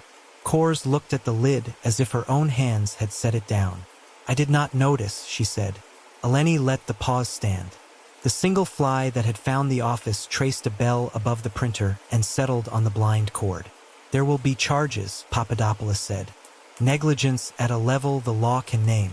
Fraud if a board decides you misled them. You should prepare to leave your post. Kors did not argue. She peeled her palms from the file and sat back. For a moment she was only a person who had allowed love to become vanity and vanity to become harm. You will restore the frescoes, she said. We will strip the modern black and the wax, Eleni said. We will keep a sample with chain of custody and return the rest of the wall to work it can survive. We will remove the plates under warrant. We will document the duct. We will write the crawl into the record so that no one can call it legend when it is limestone. Kors nodded once, slow. She looked smaller now, as if some grander outline had been pulled off her and folded away. When you catch him, she said, tell him he owes me an apology I will never accept. Eleni packed the photographs and the plan. She left one image on the table, a still from the niche with the chip. The clear scar in the black edge caught the light like a tooth. It was the scale of a sin small enough to start with a shrug. In the corridor, the air took her heat and made it something even. She walked the length of the wall without stopping and placed her palm against the stone where the robe drank. She did not ask for forgiveness on anyone's behalf. A room like this does not grant it.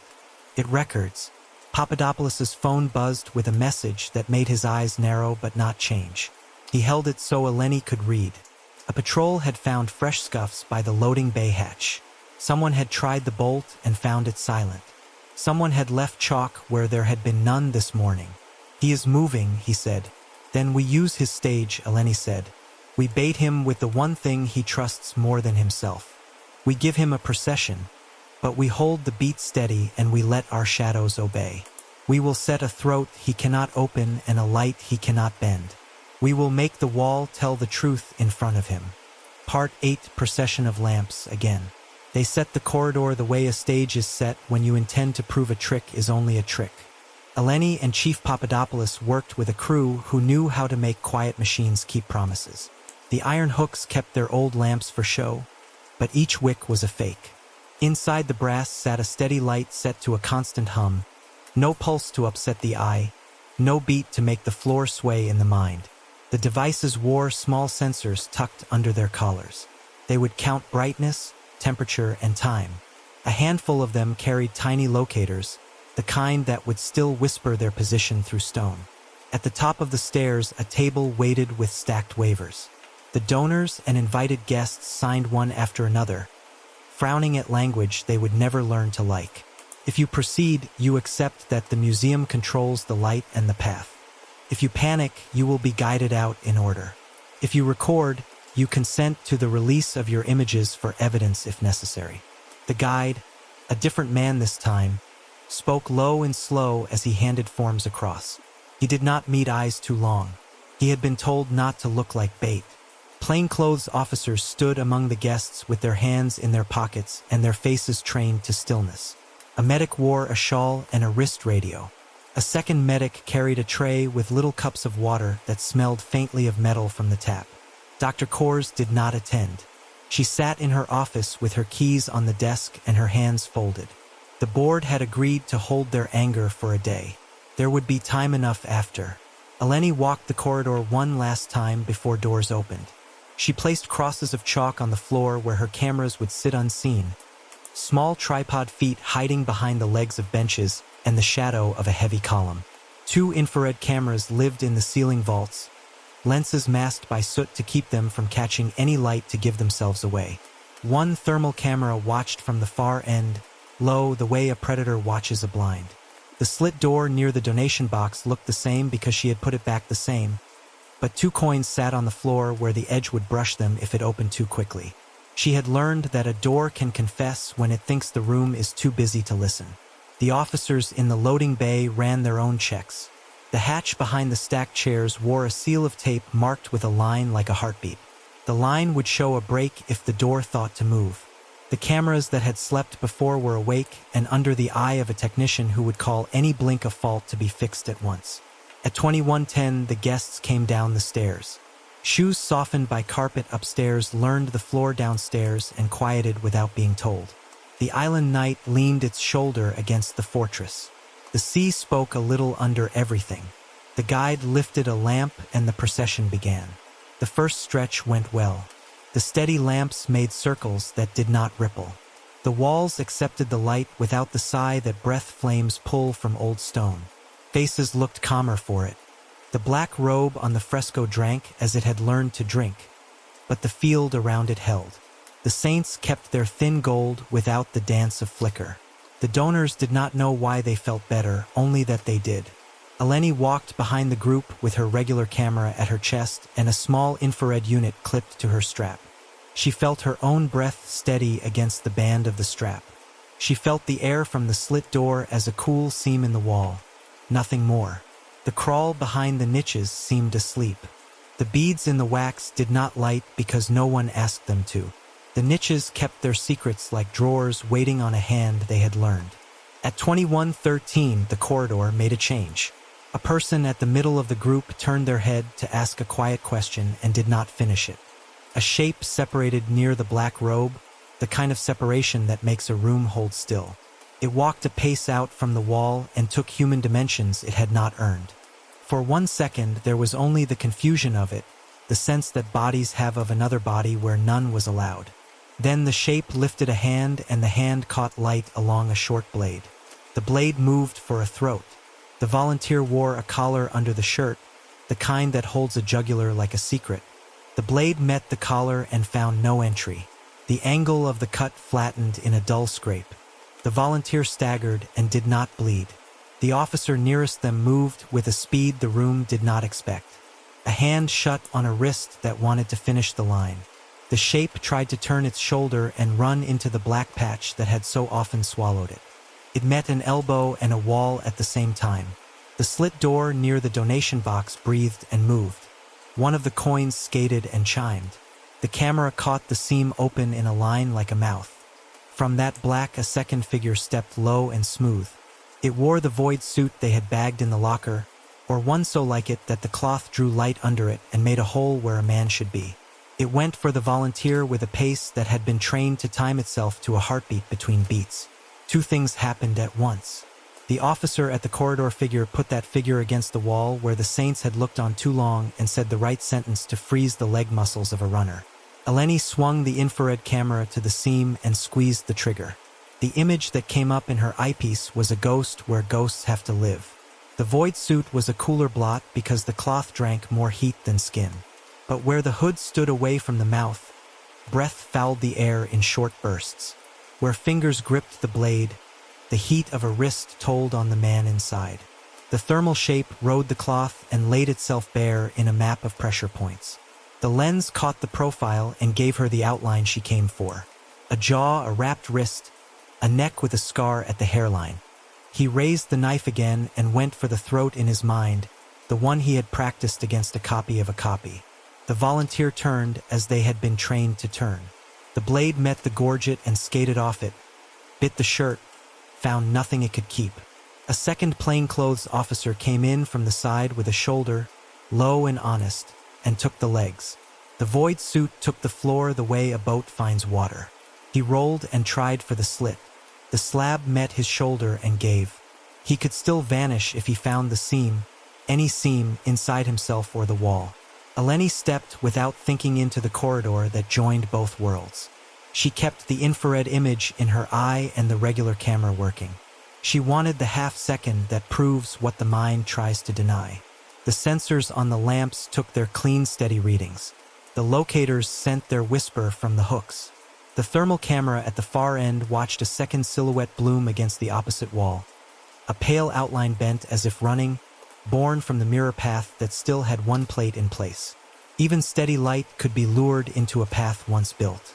The copy ran as a memory, a trained habit, one more ghost on a wall full of them. The officers moved to cuff the man in the void suit, but he seemed to slide where hands should grip. Carbon velvet does not just erase, it betrays. It makes fingers guess at edges instead of finding them. He wriggled free of one hold and took the crawl line with a twist. His right shoulder found the hinge and the slit accepted him because the rags still loved the metal they fed. The slab shut without a click. He was in the service run where the chalk kept his steps from thinking. The corridor figure in the open, the one who had been the distraction, pushed off the wall and ran for the bend. He wore nothing special, only a hooded jacket and shoes that kept sound to a safe lie. His left hand went for the edge of a bench to pole vault the slow shapes of donors and found only the polished wood. An officer took his waist and put him down without injury. He wailed that he had only come to watch. His voice was high with more fear than strategy. Eleni raised her voice without tearing it. "Split," she said. "He is in the crawl. I will take the run. Hold the corridor and its copy. Nobody touches a lamp. Nobody runs." She slid the palm of her hand along the wall to the seam near the donation box and felt the cool straight line where the slab met stone. She pressed with her shoulder the way she had learned earlier in the day. The door gave a little, the way a held breath leaks. She slipped through sideways and the dark smelled of oil and old cloth again. The beam of her headlamp stayed narrow. She did not want to risk making shadows where his muscle memory would look for them. Her feet found the narrow boards. The chalk letters streaked at shoulder height. The little number that meant hold. The crosshair that meant right boot here. She heard him ahead. Not heavy, not hard. The run of someone who had practiced moving without sound until it became a second spine. Behind her, the corridor kept its own fight. Officers pulled back the second man and sat him on the floor beside the guide who had been told to breathe and do nothing else. Guests were herded to the side chamber where the ceiling waited with its old calm. The medic checked the volunteer with the collar and found only a red line under the fabric, a mark that would be a story and a photograph later.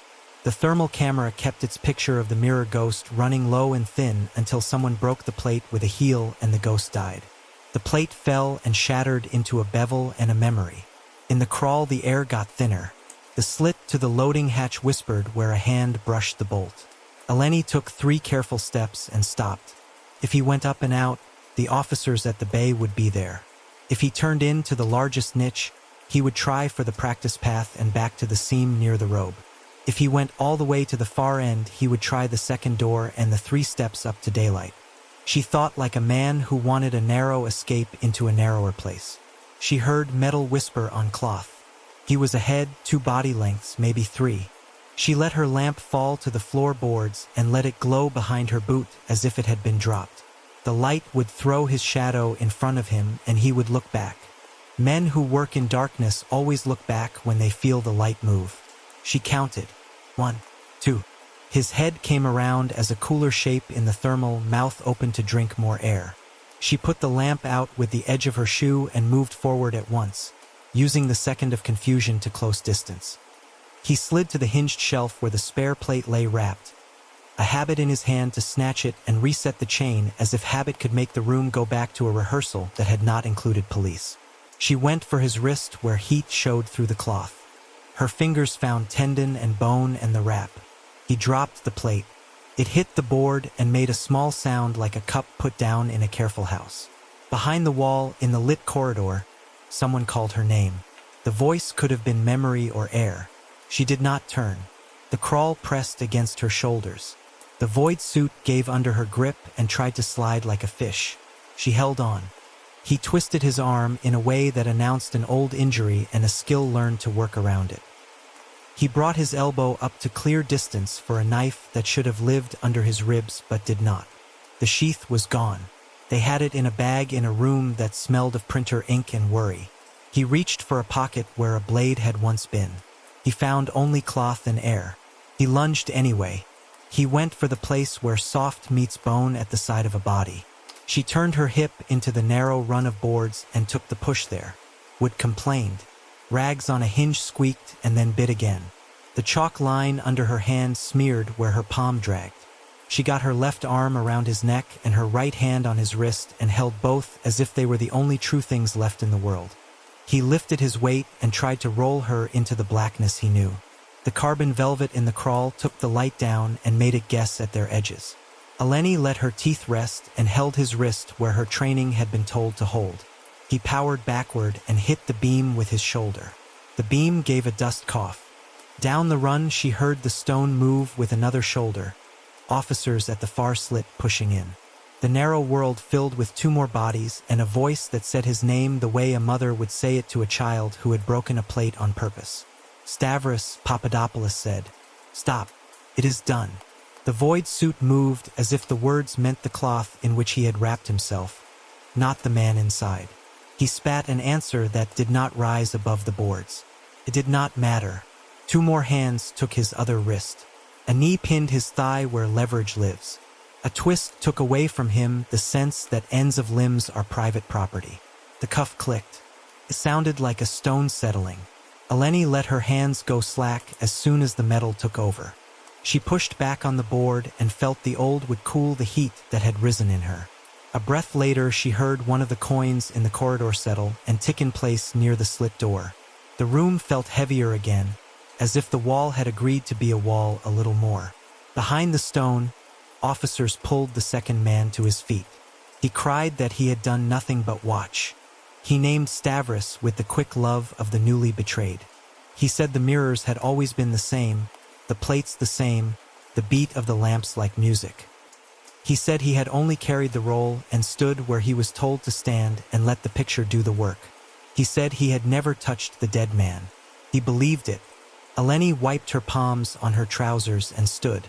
She looked through the slit into the corridor and saw her steady lamps still making their faithful circles.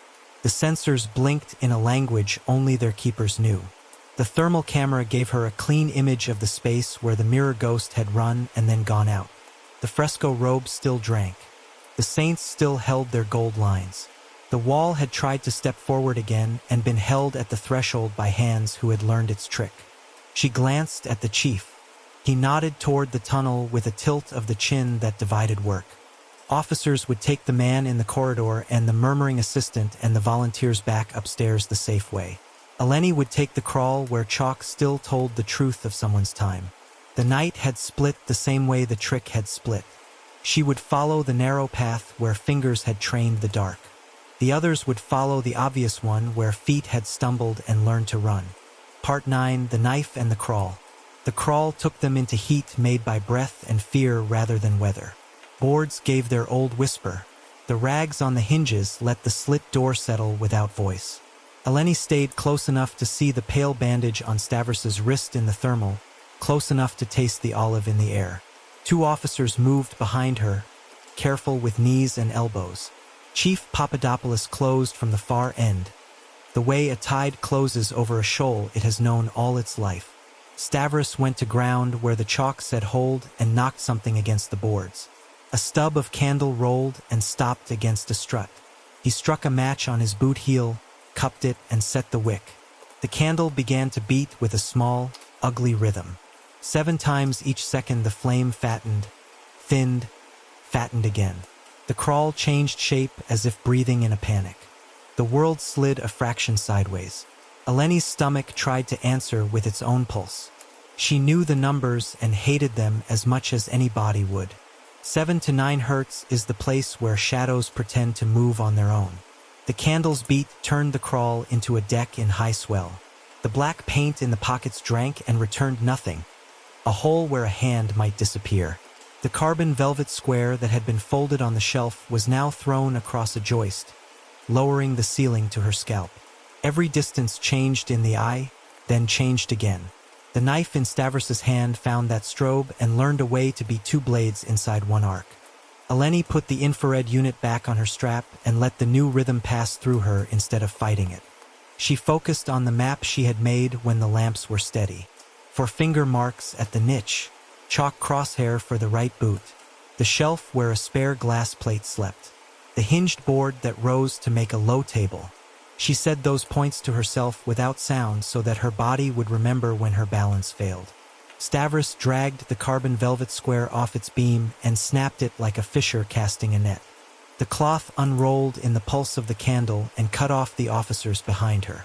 Their lamps dulled as if they had been put under felt. He lunged through the dim for the second slit door, the one that led to the 3 steps and the hatch to the chairs. Papadopoulos reached that seam a breath before him and braced it shut with a shoulder and a palm, a carpenter's refusal. The door met a body that would not be moved by tricks. Stavros pivoted. The knife flashed in the strobe, not silver but gray and quick. He stabbed low for soft meat where belly meets hip. Eleni turned with the beat rather than against it and caught his arm on the rise with both hands. The void suit slid under her palms like a fish in a weir, but the wrapped wrist gave her purchase. She used the edge of the hinged shelf to block his knee and drove her shoulder into his ribs. The sound he made was not a cry. It was a breath leaving with more truth than he had allowed the room to hold till now. The candle thickened and thinned. The crawl rocked. She felt the floor angle when it did not. Her vision double printed with each pulse. The black pockets at the niche lips seemed to open and close like sleep. He used the beat. He bent his wrist backward and changed hands with the blade, a rehearsal baked into the bones. The point came up toward the soft notch at the base of her throat. She felt the first kiss of air move under her jaw as the knife rose. She had taught herself not to swear at the world, but she did address the cave in her head and told it to wait 1 more second. Her boot found the edge of the hinged shelf. She shifted her weight and drove the ball of her foot up. The shelf slammed the underside of the nearest niche pocket. The pressure kicked the glass plate outward through its bevel, hard enough to break the wax meniscus and send the plate skittering into the corridor void behind the wall. It hit the limestone at an angle and rang, a small clear note that belonged above ground. The image chain in the corridor died with that sound. The ghost on the wall went out like a bad star. He saw that, even if he could not see the corridor. He felt the room's second sight go blind. Something of the theater tore loose from his face. He spat a word that named the cave as if it were an accomplice that had failed him. He cut again, short and mean for her forearm. The blade bit cloth and then skin. Heat ran down to her wrist in a narrow line. She did not let go. He tried to smother her light with the carbon velvet. She threw her head back to keep the cloth from her mouth. The square fell around her shoulders like a hood and the crawl erased itself. She saw nothing but her own blood heat and the thin white bar of her lamp where it spoiled the edge of the cloth. Her hands remembered the wrapped wrist and the bone that lives below the thumb. She twisted until she felt the ligament protest. The knife left his fingers and fell. It struck a board, skittered toward the slit, and would have vanished if Papadopoulos's boot had not come down on the blade with the weight of all long mistakes. Stavros broke toward the opposite wall, seeking the slit that led back into the corridor by the donation box. The officers at her back were still tangled in the velvet's dead air. He put a hand to the seam and found it exactly as it had been on every night he had made it move with love. He gave.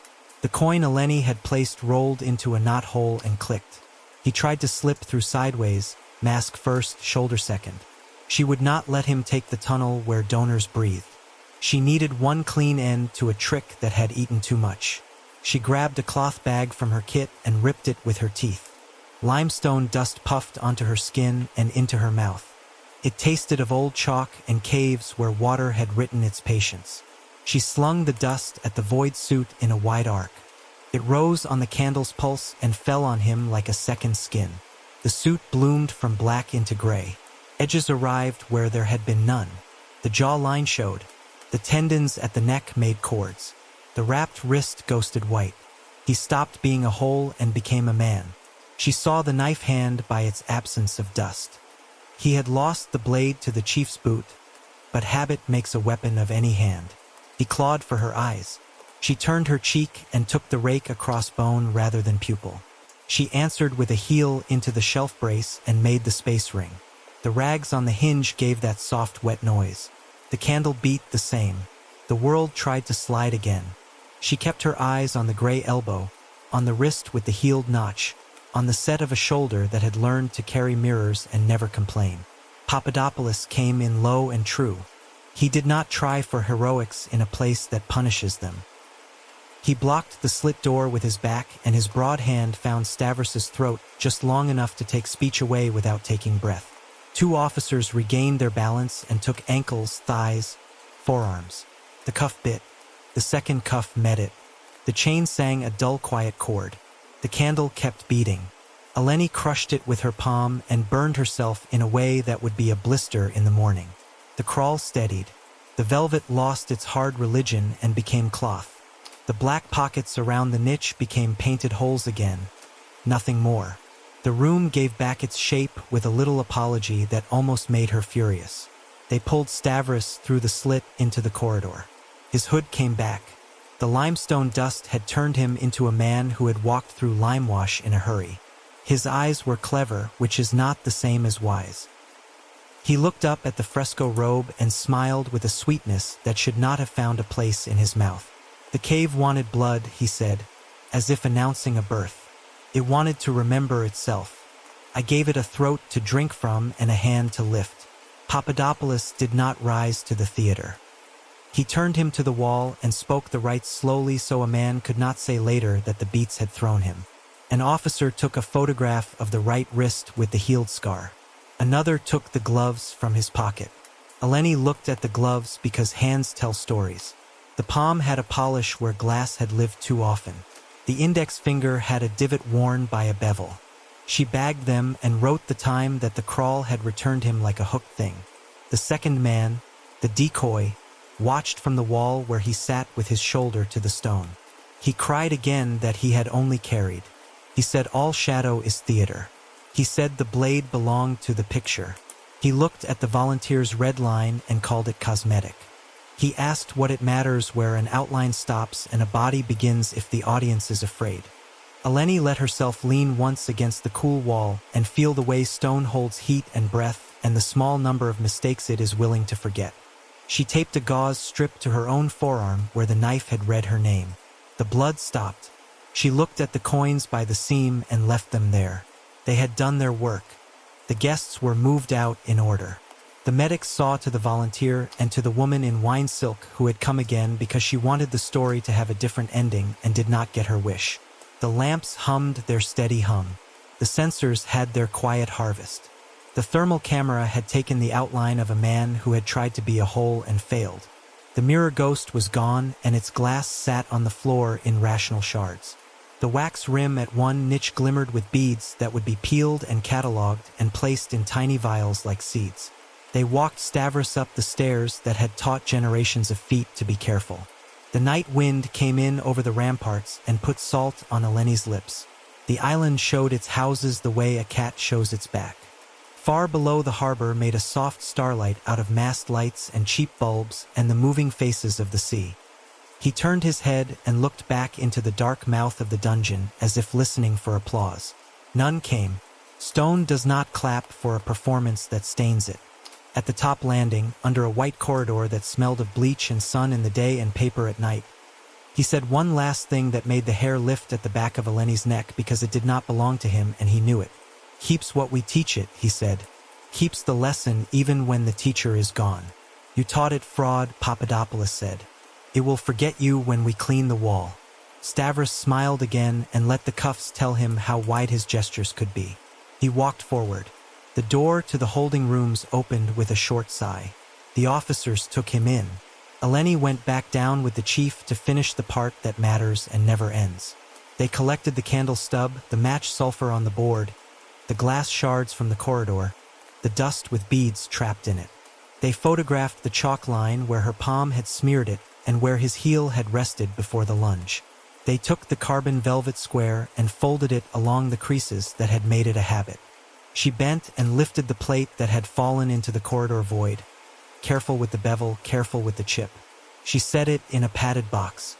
She wrote a label with a number that would mean more to her in the morning. The crawl felt empty of intent now, which is different from being empty. The air untangled. The boards stopped telling stones that someone was coming. Eleni pressed her palm to the painted robe one last time, flat and light, because surfaces hold agreements and this one needed a new one. The stone was cool. It did not care who loved it. It had outlived monasteries and sieges and careless tourists, and now one man in a suit who thought he could make it speak in his voice. Chief Papadopoulos touched her elbow, a small human anchor in the place where anchors have been made of other things. He nodded toward the stairs. The mechanism is broken and the man is in custody, he said. We will take the statements and the night will become paper. Get yourself cleaned. You are bleeding and it is not an idea. She smiled because that was the right sentence after a long, wrong day. She looked once more at the seam of the slit door, at the coin that had chimed, at the chalk that made a room confess. Then she went upstairs into air that smelled like sea and law, carrying a camera filled with frames that would show a court how a shadow learned to move first and how a person moved anyway to stop it. Part 10, the shadow that wasn't his. They shut the corridor down to its bones. No visitors, no guides, no hum of steady lamps. The officers unplugged the last sensor and stepped back. Chief Papadopoulos gave the order and the power to the dungeon went quiet. The air took on the kind of stillness you only get when machines go to sleep. It felt like the pause between a question and an answer. Eleni stood at the dogleg with her tripod and the long exposure rig she used in churches where light misbehaved and truth arrived slowly. They had cleared the plates from the niches under warrant and numbered each pocket with a tiny pencil dot beside the stone so the map would hold later. The wax had been lifted and bagged. The retroreflective beads were in vials, still throwing back whatever light reached them, even through plastic. The carbon velvet was folded and sealed. The slit doors were wedged and taped so that no seam could breathe without a witness. The crawl had been swept by a team in paper booties until the floorboards looked like patient ribs. Eleni looked through her viewfinder and saw only the wall, honest as it could be. She set the timer for a long exposure. She wanted the wall to gather her and give her back with nothing left to argue. She checked the frame line. Soot field above. Fresco robe at center left. The iron hook at upper right, a small confession of history. She stepped into position and let the shutter open. The camera began its slow drink. She stood without moving and listened to the fortress count its own heart, which is to say the sea under stone and the wind under doorways. She kept her eyes soft to avoid the small jump that comes when you stare at a single spot too hard. She thought she could feel the corridor remember last night and let that thought pass like a wave under a pier. The exposure finished with a soft click that sounded louder than it was. She stepped out of the frame and checked the screen. The photograph showed the wall in the way only a long exposure can. Every pore of stone evened out, every soot fingerprint a calm geography, the fresco robe a swallowed night. It also showed a silhouette standing to Eleni's right, a head taller than her, the neck slightly tilted as if listening. The outline was clean. No blur, no smear, no shadow cast by a lamp that was not burning. The floor under the silhouette was not bare. It wore a soft density as if obliged to carry a weight for the length of the exposure. Eleni had not shared that space with anyone. She had counted her own steps into the frame and out of it the way a diver counts breaths. The silhouette did not belong to the living inventory of the room. She did not speak. She set the tripod 2 meters back and took a second exposure from a lower height. Same settings, same silence. When the shutter closed and the preview came up, the second frame showed the figure again, this time nearer to the fresco robe, the tilt of the head a little more pronounced. The outline had no detail within it, no dismissive grain to say it was only a trick of dynamic range. It was a negative carved out of the wall, the way a person is carved out of the world by light. She felt a small change behind her sternum that had nothing to do with fear and everything to do with recognition. The chief came down the stairs with a thermal unit and a technician who had the calm of people who like numbers more than air. Papadopoulos listened while Eleni described what the camera had seen. He did not argue. He turned off his voice recorder and set it aside. The thermal unit woke with a low chirp that sounded like a throat clearing in a polite hall. They made the room bare of human heat. 2 officers waited at the top of the stairs with the door open to the night. Eleni stood with her back to the wall opposite the fresco. The chief stood beside her. The technician aimed down the corridor and panned slowly, letting the sensor trace the stone until the colors steadied into their dull palette. Warmth from hands that had set wedges showed as bruises on the seam stones and faded. The duct mouths read as dark, cool streaks. Nothing alive moved where it should not. Then, where Alexandros had fallen, a cooler human outline thickened in the display. Not cold like stone. Not warm like a body. A presence that disliked heat. The technician stopped the pan. The outline had shoulders and a head and the faintest impression of arms held close. It did not walk. It stood. It lingered for 17 seconds. The count sat on the corner of the screen and made a little ladder. At second 18, the outline thinned. At second 20, it bled into the wall and quit the frame as if the room had turned its page. The chief said nothing for a moment. He lifted his phone and photographed the thermal unit screen for the record, then took a still from the device itself and logged the file into evidence. "Run it again," he said. They did. No change. The outline returned on the same square of floor where dried blood had left a witness chalk could not erase. 17 seconds. Tilted head. Faded. Eleni counted without speaking and heard the quiet sadness in her own numbers. There are measures you take to reassure a mind that finds comfort in procedure. There are other measures you take on faith in case faith deserves it. She did not try to name which this was. She felt poorer for knowing the number. She also felt the work ask her to finish what measures could be finished. She looked down at the floor where soot had been swept away with respect and where boards had not lived. The corridor floor here was stone worn by centuries. Near the seam where a plate had once sat, a patch of soot lay that they had not cleaned. A century of breath and flame and hand and salt gathered in a skin on the limestone. In the middle of that skin, a fresh footprint had appeared. Not there an hour ago when the last photographs were taken. It was not full. The heel showed sharp. The arch dented the black like a shallow moon. The ball of the foot kissed the soot with more confidence than a first step or a stumble. The toes were not clear, but a second partial to the side suggested a pivot. It was human in shape. It did not match the soles of the booties the team had worn. It did not match her own boots or the chief's sensible shoes. It did not match the empty sneakers upstairs belonging to the decoy, which an officer brought down on request. It did not match the void suit soles. The stride from that print to the next patch of dirty stone, if there was a next, did not present itself. There was only the one step, a full stop that pretended to be a beginning. Eleni photographed it dry. Then she photographed it with a scale and a raking throw from a lamp they had brought back to life for the minute only, held far and low, no flicker, steady as a held breath. The heel edge had a chip that looked like an old injury in leather, but it had not been made by any shoe she had handled today. The ball showed a slight narrowing that belonged to a foot that likes to run on the outside and return late. The technician held the thermal unit on the print. The soot glowed warmer than the stone around it by a degree and then settled. Heat leaves marks where friction has been. But there had been no body attached to this mark a moment ago when the sensor swept the corridor. Or if there had, it did not care to be seen as heat or light. The team looked at one another because you do that when the work gives you something none of you can help. Eleni took a lift of the soot with a film. The film came away with a teen's thumbprint of the world, smudged and gentle. She sealed it, wrote the time, wrote the place, wrote the shoe list it did not match. She made herself think of trivial explanations because they are noble and must be defeated. A worker who had slipped in earlier. A visitor who had leaned around a barrier without thinking. A trick of a crumb fallen from a boot. All could be examined and all would be examined. None fit the hour, the sweep pattern, the inventory, the controlled entries, the footprint's calm placement in the old skin of soot like a signature where nobody had been issued a pen. Papadopoulos exhaled, as if setting down an object you must not drop.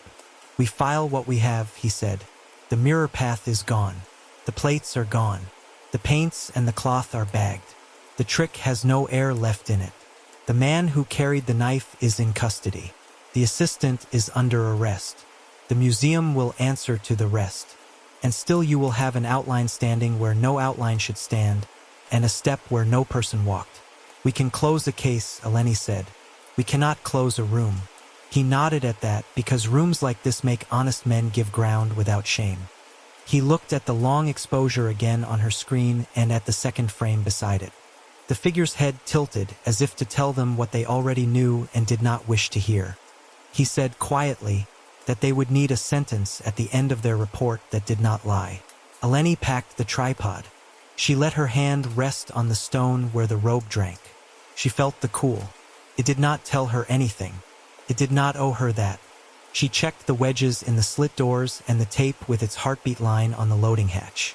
She gave the corridor a last square of measured attention because respect is a tool, not a mood. Back upstairs, the night had gone glossy. The harbor lights trembled on a water surface that pretended to be glass. In the office, under white bulbs, evidence gathered itself into an ordinary gravity. Blades, cloth, wax with beads, paint flakes in labeled vials. A suit that had tried to be a hole and failed. And on her camera, 2 frames that she would not delete even if a priest asked her to. She made a note for her file and for the show's closing. Shadows are contracts between light and surface. Tonight, the contracts had been broken where they were bad. One remained that no ink could find. She looked at the bandage on her arm and pressed it once as if to insist that flesh and reason still ruled. Then she turned to the chief. "We are done here for the night," she said. "Tomorrow we clean. We document. The island will return to its habits. But I will leave a warning on the wall that people can live with." He showed his tired teeth. It was almost a smile. "Write it the way you always do," he said. "Make it true without scaring the children more than their parents expect." She said she would. They stood for a moment in the doorframe and listened to the sea. Somewhere below, a bell on a rope knocked itself twice against a mast. The sound had no tricks in it, which is why she liked it. Then they went back to the work of turning a night into paper, and somewhere in the corridor a patch of old soot accepted the shape of a foot it should not have recognized and kept it because that is what walls do. Final part, when the lamp tells the truth. Morning made the fortress ordinary again. The gulls came back to their railings. The harbor put coins of light on the water as if paying a small rent for the view. Inside the station house, the air lacked romance. It smelled of paper, floor cleaner, and the metal breath of old filing cabinets. Eleni sat with a cup of black coffee that tasted like a hard promise and watched a door that would open when it opened. Stavros Kouris sat across the table with his hands cuffed front. The limestone dust had been washed from his face but still lived under his nails. Without the void suit he looked smaller, not because the cloth had made him large, but because it had allowed him to pretend he was less human. He worked his jaw as if chewing a thought he could not swallow. Chief Papadopoulos laid a recorder on the table and spoke the necessary words in a tone as flat as a dock plank. When the chief finished the preface, Stavros began with the version men begin with when they think there is still a door somewhere. He said he had been hired to stage a demonstration. He said the donors wanted a thrill. He said he had placed glass and cloth and wax to prove a point about shadows. He said he did not touch the frescoes. He said the blade belonged to theater. He said the cave wanted a story and he gave it one. Eleni let him talk until the shape of his denial stood up on its own. Then she set the objects on the table one by one. The plan with violet notes. The spare plate with the chip. The jar lid with dried ultra-black. The roll of wax paper embedded with glass beads. The gloves polished in the palm where glass had lived. The extra blade with its dried dark trace. A photograph of the right wrist with the healed notch. You rehearsed the delay, she said. You timed your body to the path so the copy always moved first. Show us. He looked at the chief for rescue and found none. He lifted his cuffed hands and described the arc. He marked the half-second with a nod that had pleased him once. He said, "This is the count.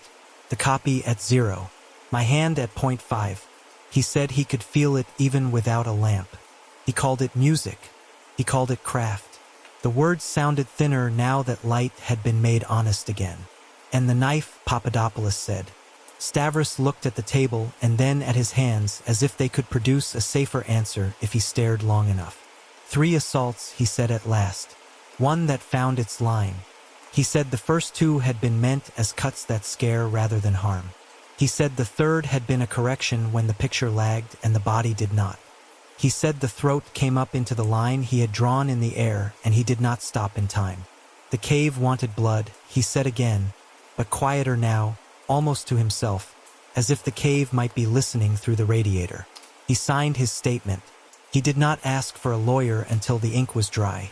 The request came like a late bell. The chief nodded and let the paper stand. After lunch, the board met with Dr. Ianthe Kors in a room that had windows and flowers and a pitcher of water with lemon slices doing their slow, pale work. The board chair read a letter prepared by counsel.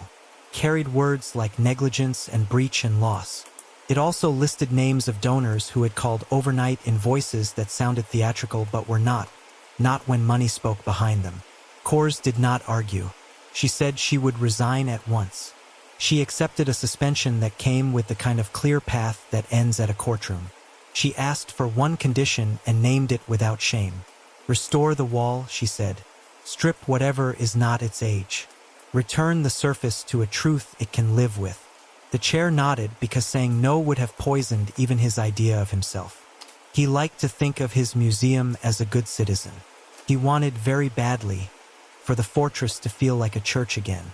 Conservators arrived by ferry that afternoon with kits that looked more like instruments than tools. Under Eleni's photographs and notes, they worked with solvents that did not bite and swabs that did not shed. They tested first in places the camera would not miss. They found the pale ground with barium sulfate. They lifted the modern black that sat on top like a decision and turned it back into a smear in a jar marked evidence. Where the robe had been a hole, the medieval layer reappeared. Not bright but honest. A face weathered by centuries of breath but still a face. The soot marks above the iron hooks they left. Those belonged to time rather than vanity. The plates came out of their pockets and went into boxes with soft corners. The wax rims came away under light heat and were scraped into vials. The beads poured like quiet rain into neat envelopes and then into the chain of custody that would end in a climate-controlled room with a number on the door and a clerk who liked to alphabetize his world. The slit doors were lifted off ancient hooks and set aside. Their hinges were cleaned and left dry. The crawl was cleaned of chalk and oil but kept on the map. A thing that has been discovered should not be allowed to become rumor again. By evening, a sign stood at the top of the stairs. No live flame beyond this point. Tours by steady light only. The words were simple. No special fonts. No theatrical border. Eleni stood beside it and let the words make their plain sense. Plain sense in a place like this is often a kind of mercy. They tried the new tour the next night with half a dozen people who had not brought a hunger for danger. The lamps were steady devices built to look like the old ones. humming softly at a frequency the body cannot hear. The guide pointed to soot lines and did not tell a story about prisoners who had scratched the wall, because the scratches had never been prayers. They had been marks cut by carts before the corridor had been romantic. He pointed to the robe where new cleaning had softened the hole back into cloth. He explained that light has habits and walls have memories of light, and that neither needs to be mystical to be respected. The group left without vertigo. No one ran a hand along the wall and called it a throat. At the door, a little girl with a stubborn chin and a small neat mouth asked the guide if shadows were bad. The guide said shadows make shapes easier to see. He said light without shadow is like a voice without listening. The child nodded as if this was the first lesson of the night that deserved to be kept. In the weeks that followed, the island did what islands do. It returned to the rhythm of fishing and painting and mending. The newspapers had their days of outrage and then their days of repair. The court scheduled its steps. Stavros sat in a cell that had no corners to hide in and learned the speed of hours that do not belong to you. His attorney stood in rooms that forgive almost anyone and tried to pull the knife hand back into the picture's hand. The attorney failed because courts do not confuse an outline with a body when shown the difference again and again by a good file. On the morning of the hearing, Eleni walked the corridor one last time before testimony. The steady lamps made their circles. The fresco robe held its new truth. The iron hooks kept their old stains. She placed her palm on the wall and felt only stone, the kind of cool that belongs to a place that has not forgotten sea wind and choir breath and the weight of many steps. She thought of Alexandros Demetriou standing with his phone at his chest and his smile made truer by shadow. She thought of the half-second that had tried to eat a man alive. She thought of the long exposure frame where a silhouette had stood beside her and tilted its head like a listener. She did not try to force meaning out of that remainder. Meaning that wishes too hard becomes a story that lies, and the corridor had had enough of those. She accepted that some rooms keep a share for themselves and that our comfort is not the only measure of what is real. She spoke in court that day the way she always had, using photographs and the plain words that follow them. She explained a knife angle and a blood arc. She explained black paint that swallowed light and beads that sent light back where it wanted to go. She explained a crawl that was a spine for a trick. She did not offer the long exposure to the judge. It did not belong in that room.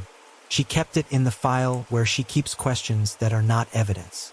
When the conservators finished their work, the museum posted a notice on its door. A restoration had removed modern coatings applied without sanction. Tours would proceed with steady lights. Night events would be limited to educational groups. The notice did not mention ghosts. It did not need to. Chief Papadopoulos stopped by the dungeon on his day off to walk through with his hands in his pockets and his shoulders finally down. He stood with Eleni at the bend where the corridor once made people seasick. He looked at the robe, at the cleaned edge where paint had returned from under its mask. He did not speak for a while. "You will write something," he said at last. "Yes," she said. "Write what you always write," he said. "Make it make sense to people who do not like to be fooled and do not like to be told so." She did not draft at the desk. She drafted in her head while walking the ramparts in wind that pushed back hard enough to keep her honest.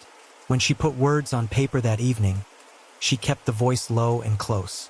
The producer at Somnolent Conspiracies would read it clean and then let a little sea noise breathe in under the closing. Her note was short. "Shadows are contracts between light and surface. We broke the bad contract.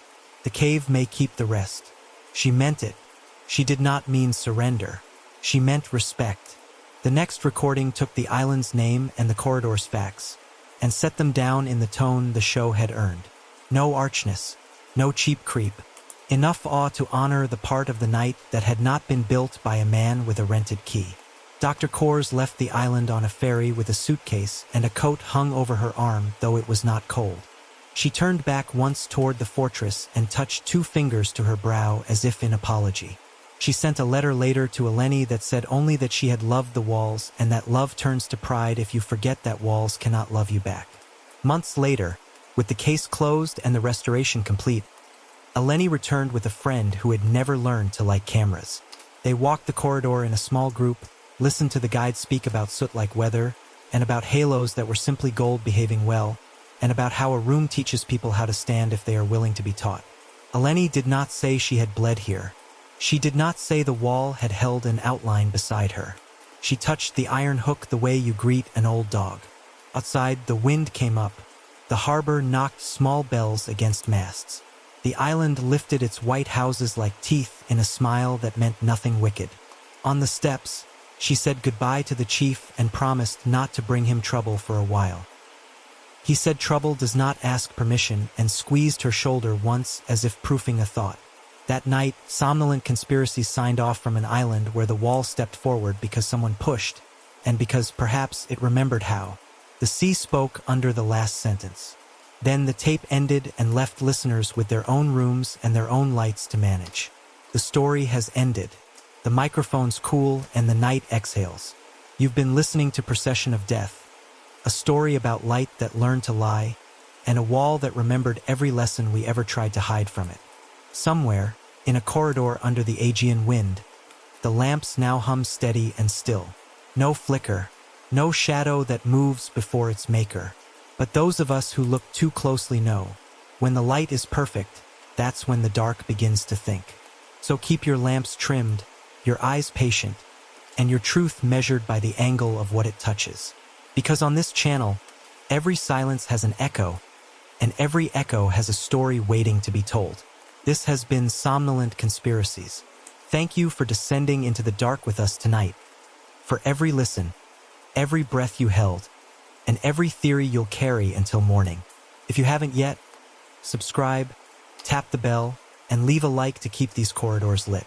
Until our next descent, remember, the walls never forget. They only wait for someone to listen. Good night, listeners.